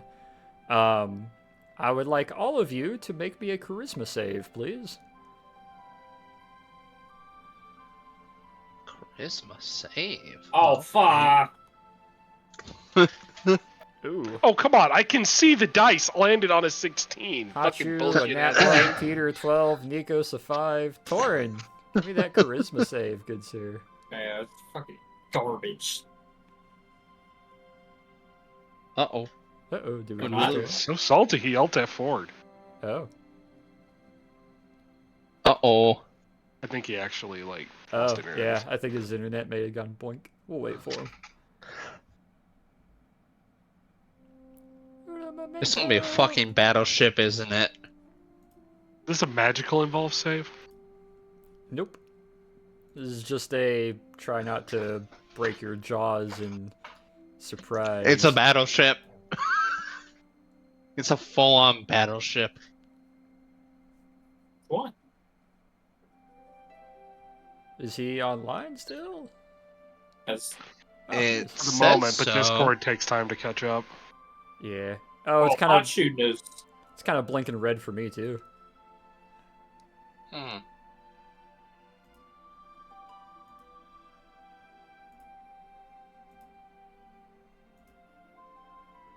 Yeah, well, Well, Hachu doesn't know anything or about boats. I do, and I love boats. So Boats are fun. Boat. Boat. Bodie McBoatface. Okay. Let me go back to the Boston Museum tab. What were the names of the boats again?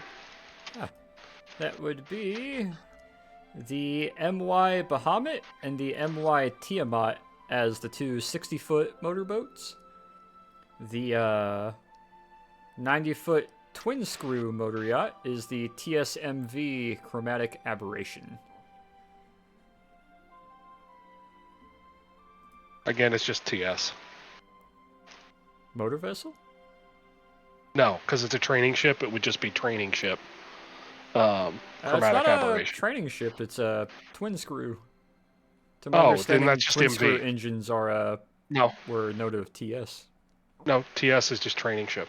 Oh, I thought TS was for a twin screw. Nope, so it would be MV for motor vessel Gotcha. Okay, so yeah, it's just the MV. or steamship, depending on what kind of. It's not Engine it had. steam, that's for sure. Then it's MV Yeah. or Oh, maybe Hey, there it magical is. vessel. that was weird. My computer had like a fault, and my mic fucking like Oh. exploded and died, and Oh, everything God. stopped. Huh. I'm back.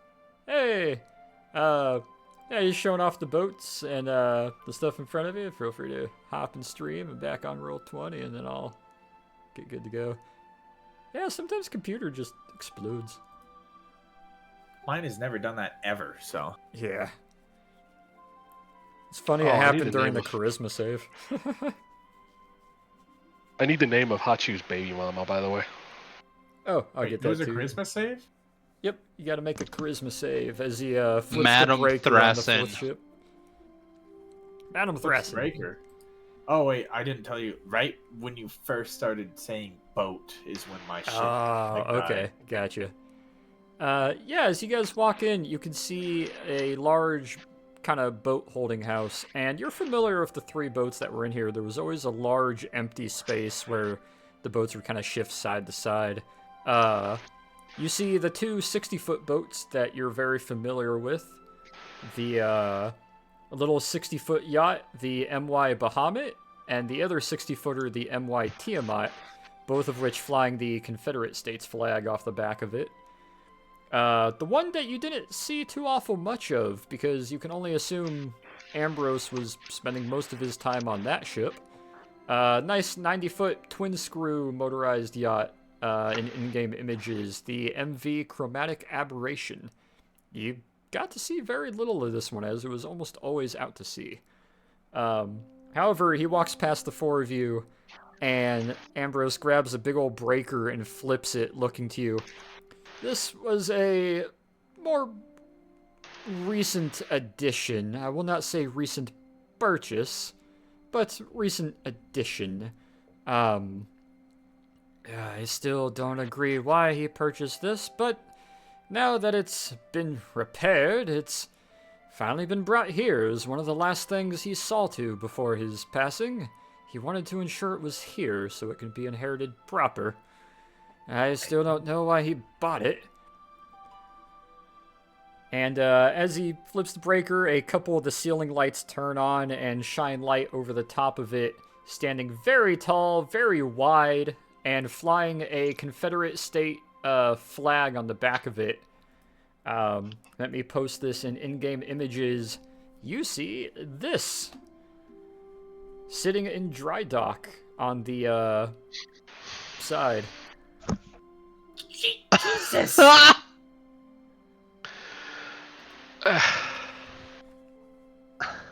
What was he thinking? Why? That- Suppose it's an exhibit. He looks over and you see the robot give the most genuine human shrug possible, and also a bit of accountant pain. So what was this Christmas save for? To not not be to like, lose why our the shit. fuck is there a armored torpedo ram mini dreadnought, pocket dreadnought here? Ram. They're called rams. This is an armored torpedo ram. This one has underwater torpedo tubes. Yeah, we still call Levencroft was Rams. a crazy man. Oh my. So, how do you just go about buying, Ah, a ship like this? Like, I guess if you have enough fuck you money, I guess it doesn't matter. But We sold a few of the exhibits in order to afford this. Funnily enough, Phew. we've actually been a little bit in debt for the years after he. oh gee, I wonder why. I personally Inheriting blame. debt. I blame Swinton. Swinton had a friend who inherited this after it was decided that these wouldn't be continued to be built in 1906. Swinton's friend said, "I don't know what to do with it, as the Navy doesn't need it." And in 1917, Levencroft, despite my best efforts, told Swinton, "It'll be okay," and fronted him the money as long as he got the title to it. It wasn't until not too long ago that he sent it in for refit, and only a while ago had it brought here. It's all in working order. However, the smaller 6-inch guns and the 6-pounders are removed, but the 12 and 9.2 inches are still in working order, and the engine is in tip-top shape. I haven't checked the torpedo tubes yet, but I can only assume they're still in working order. We have it. I suppose that $200 tax stamp wouldn't be too much once you have one of these. Well, it's currently registered under Confederate ownership, sort of.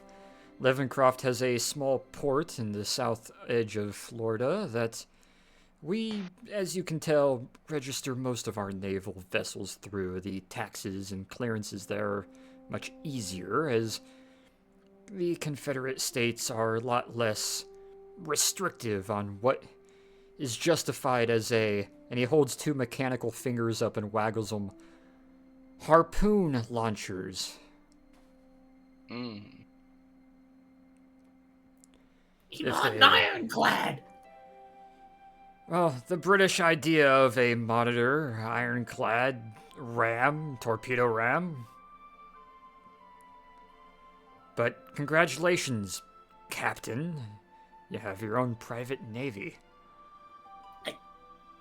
I'm not I mean, this angry is- about it for you. I'm simply angry about it that we have only finally paid it off a year ago.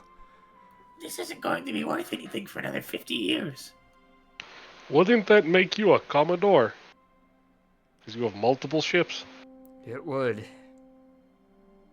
Commodore, huh?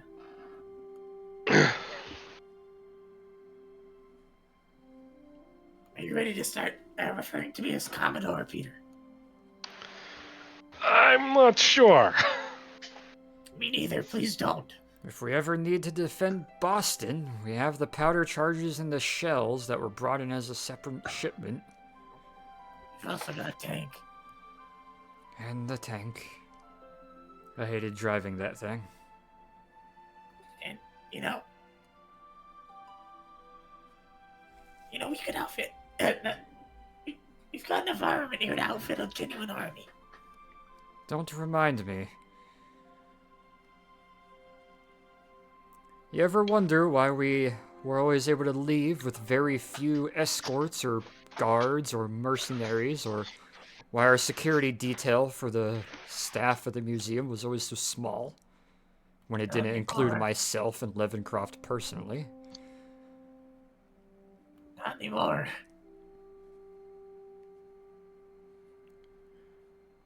Hey, I don't know what we're gonna do with it, but... yeah. Say hello to the Thunderchild. Hello. was that in a book? It's in War of the Worlds, technically. Yes. Was that in character or out of character? That was in character. He kind of looks over. Some unfortunate fool in Rhode Island is writing books. He claims that this fought off some giant sea beast. You know, that couldn't be far from the truth. I don't personally know if it's true. It never saw action. At least, I don't think it did. Well, it's not too late to change that. He kind of looks over at it. Did you? Wait, did you just ask it? I don't know. You could probably like I was look at the guts entertaining. too. They fired. I was entertaining your idea. You said hello to it, so I was giving her sort of a familiar. Never mind. I mean, you could see it. The guts could have fired on it, and like, The guns would have been fired regardless of whether or not she's seen combat. Just make sure they work, yeah. If we are going to Not just fire the test, I guns or mean- take her out, we do need to leave American waters. I didn't mean that. I mean, the guns would have been fired in naval service on exercises. You shoot guns all the time as part of training. What do you think you're gonna do? Train the guns out to the side and shout bang? That could be arranged. Well, no, we're not doing. I just. Sorry, I'm still trying to parse the fact that I own an ironclad. Coastal defense ram, but same thing. 11 inches of iron. It's an ironclad. Gives a No, small I think shrug. that is steel, not iron.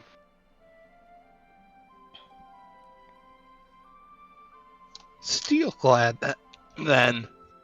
Pre-dreadnought. Out of character pre-dreadnought. I'm not sure Peter would know the distinction.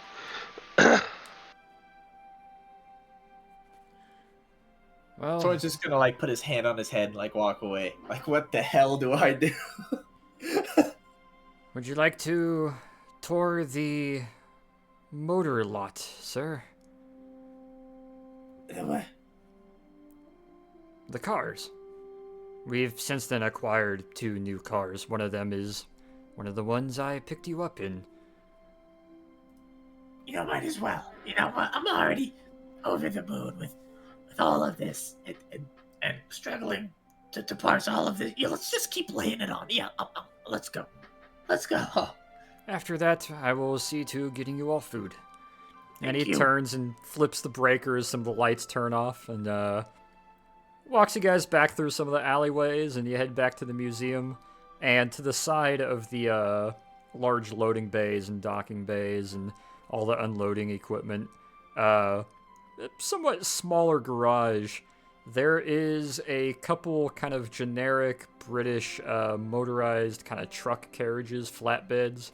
You got about 3 flatbeds, 2 heavier kind of mud crawling war trucks for like hauling ammo, 1 older World War I American ambulance, what looks like 2 kind of, for lack of better words, mutts. Very small little utility vehicles for hauling stuff around. And then you have a small fleet of civilian cars. You have 3. One is white, and 2 of them are nice black ones. One of them is the one that you were picked up in Chrysler 6s.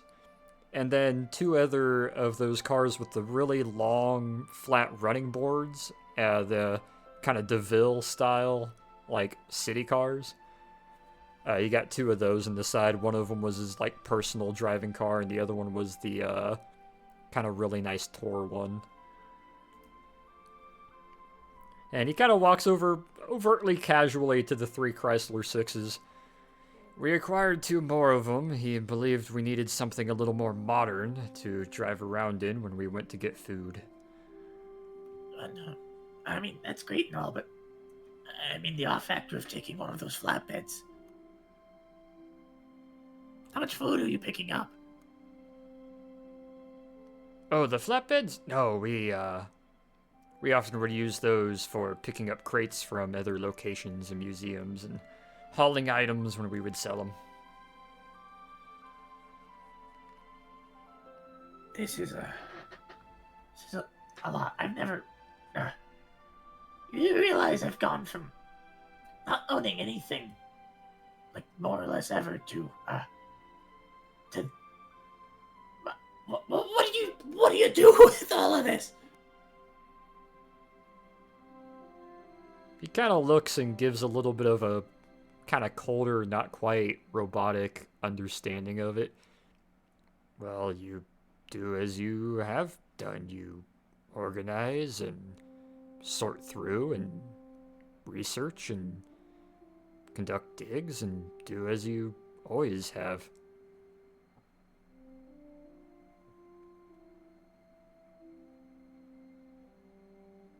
Yeah.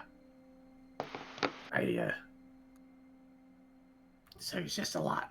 I need to eat. Senior did say this was yours as much as it was his and anyone else's. Yes, I know. I'm not upset. I'm just overwhelmed.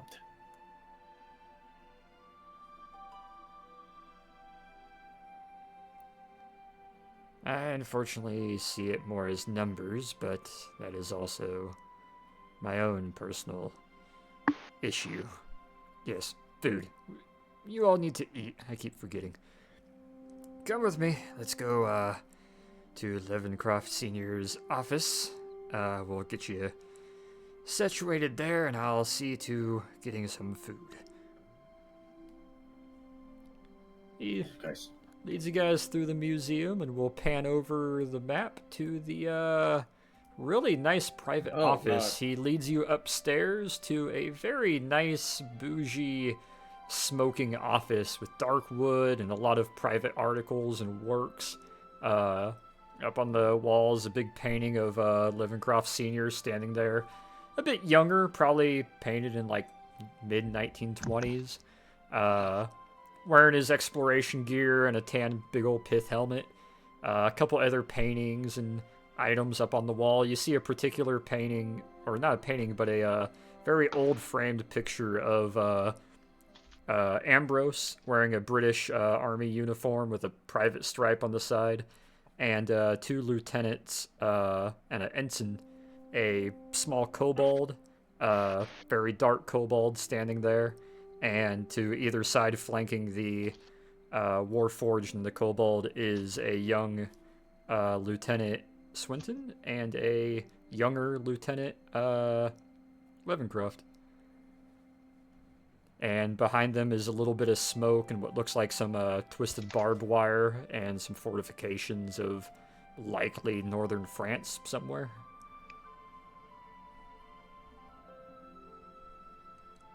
Torn's gonna look back at the others and he's just got that fucking, like, how do I describe the look? Like, oh my god, what the fuck? It's just like excited and concerned and confused and excited and overwhelmed and excited. Like, just what? Ambrose It's kind of been walks a lot to past. take in. Ambrose kind of walks past and gestures for all of you to sit down and get cozy, and he turns and leaves the office after a few moments as you guys are able to kind of sit down, relax. There's a table with a lot of Okay. drinks, there's some alcohol. Torn makes himself very cozy in Senior's like Oh personal wait, chair. there's a table with alcohol? Yeah. It's got a gramophone on top of it in the image. I haven't fully populated it yet, but next to that is a table with some drinks and alcohol and rock glasses. And No, Torrent's rushing to that. He's just gonna take a good couple gulps from whatever bottle is closest. Oh, yo, we're all properly scaled in here. yeah. Uh-huh. Pardon me.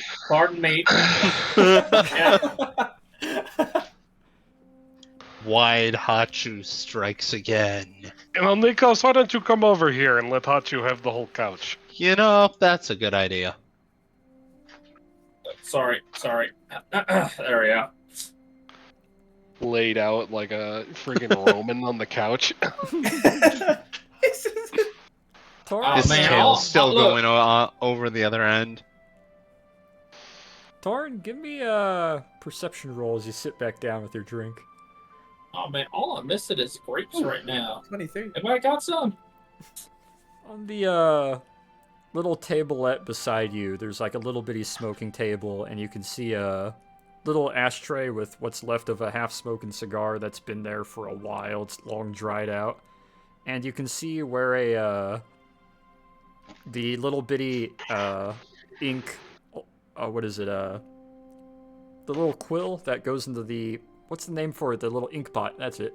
The little ink pot there with the quill, and you can see where a letter was written there. In that similar kind of grayish black that he always wrote all of his personal letters in. Just beside the inkwell is a very old framed picture. It's got a little bit of a gold trim around it. Kind of like that golden pewter of sorts. And it's a picture of Levencroft Sr. Quite a while ago, standing beside and kind of laughing as he's picking up some of the chunks of eggshell out of the exhibit, and you can see the very top edge of some kobold horns in the bottom of the picture, looking up, trying to help pull some of the eggshells and grass and stuff out of the little cubby. Okay, you did it. So Torin's gonna like sniff once, look around the room a little, turn his head a bit, and then it's just ugly sobbing, like fucking finding the pillow on the chair, and just absolute fucking breakdown, ugly crying.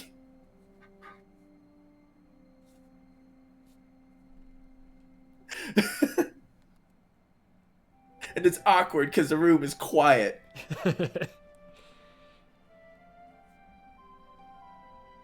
Trying to sit there being comfy, just have.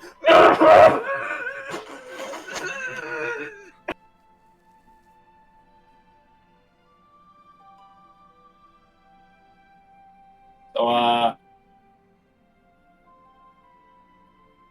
Just like Good. real life, no one knows what to say.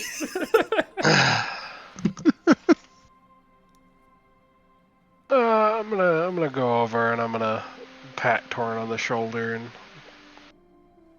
not really say anything. I don't think. Just a comforting hand.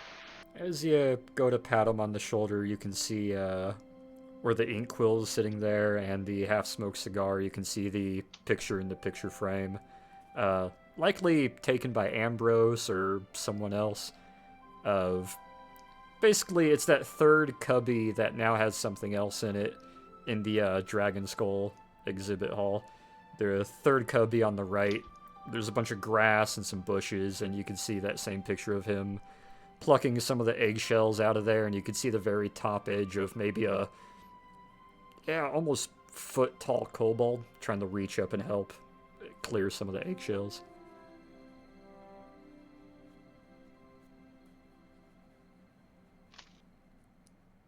I'd say you have to hold his shoulder for like a good minute of just the ugliest crying. Yeah.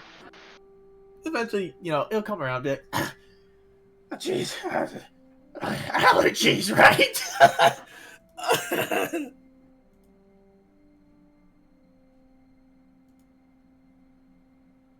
Wow. Excuse me, I'm sorry.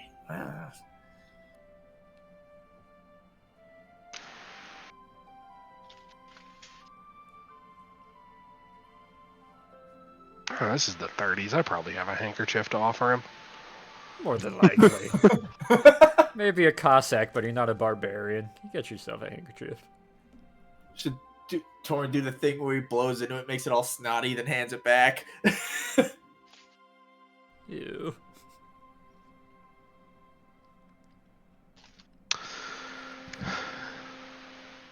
It'll be okay, Torin. I was just, I'm glad he realized it, but idiots sometimes. I just had to have it when I was gone. Yeah, thank you. I know it'll be okay. I've got all the support I need, so thank you.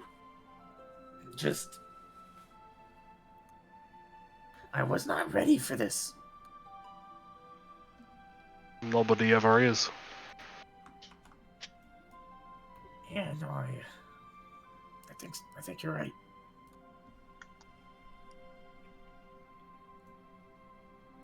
Where's that damn food? After a few moments, Ambrose comes walking back in very robotically. Under one arm, he's got one of those unfolding TV trays, and in the other arm, he's holding up a kind of large platter with a couple plates of assorted food. It is the most, like, kind of quickly assembled Boston food. It's a couple hoagies, a couple meatball sub sandwiches, a couple just slices of ham, some olives, some deviled eggs, and he just sets the little plate out in the middle and then sets the tray on top of it and kind of steps off to the side. And he looks down for a moment and focuses on on you sitting in the chair, and then looks over at the little end table. Kind of looks back over to you and just gives a small sort of nod and turns and Don't look starts at me. You're gonna make me cry again. Don't look at me right now. kind of makes his way back out very smooth and robotically. Kind of Wait, before you go. Oh. We need some grapes for the snake. It'll be funny. Grapes. Yeah, grapes. You heard her. On the vine. Huh. So it would make me really happy right now. Very well, sir. He'll turn and quickly walk out, and about 50 seconds later comes walking back. He has a Berryman-sized bowl of 3 different colors of grapes and walks in, stops beside you, Hachu, and holds the metal bowl out to you that has, like, you know the big, comically large, like, bushel of grapes where it's, like, 40 grapes on the little viney thing? It's got, like, 3 of those inside it, and then holds out in his right hand just an entire watermelon, and just holds them out to you. Nikos, go feed him the grapes. It'll be funny. Peter, get your camera ready. All right.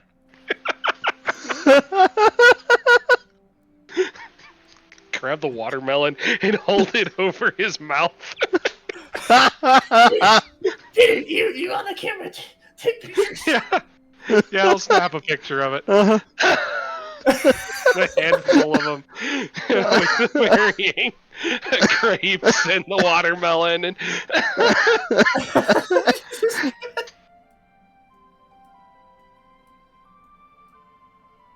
He's just slowly walking out like He's just kind of walking a bit backwards, looks at you guys as you're starting to get ready to use Hachu as a freaking opening mouth trash bin. And kind of looks among all of you, kind of looks down for a moment, gives a couple small nods, tilts his head a little bit. Yeah.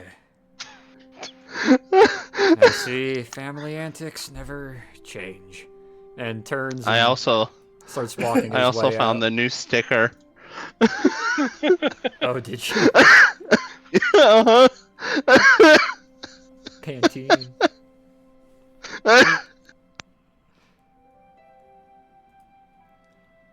As the last scene is Nikos kind of hinging open Hachu's gullet, and like when they throw a pumpkin to a hippo, just kind of thump, like artillery mortar shelling a watermelon into his gullet, while Hachu's holding like the big old thing of grapes, and Lauren's just giggling. Peter's looking like the mom on vacation, snapping pictures. So when these eventually get developed, top secret intel, watermelon mortaring a snake, top secret intel, finding a colossus, building a colossus, top secret intel, eating grapes. I can't wait for those to get marked as classified. The guy in the fucking office is like, nope, not that one. Some cryptid shit. And we will end today's session there, where we will resume next session with first thing in the morning. After you guys get some sleep and some food, you'll be assembled and ready to begin on your way from your new temporary base of operations Levencroft Arcane and Strange Museum. Till next Then time. 50, and then in 50 years, everyone's gonna be confused when they get declassified. Like, why was this classified?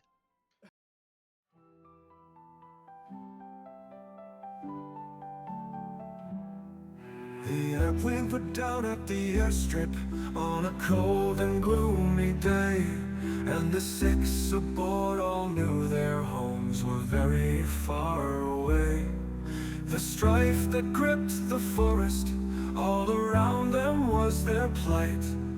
They knew that something out there wasn't right. There were creatures in the bush, and there were soldiers in the woods. There were zealots in the ruins. There was magic that's no good. Grenades were used aplenty, guns and swords brought in, and death. When it finished, only 5 or 6 were left. On the flight back to their quarters, the new place to be their home, the dangers of their future had been surely set in stone. The content of their briefing brought their purpose into light. These 5 strangers had been brought into the fight. There are stories of the Kobold, of Wilhelm Schwartz and Father Peter too. There are tales of the Hoplite, of Leroy Copeland and Hatshu. And while the details of their past and trials were never meant to spawn, the deeds of wondrous company will live on. Yes, the deeds of wondrous company will live on.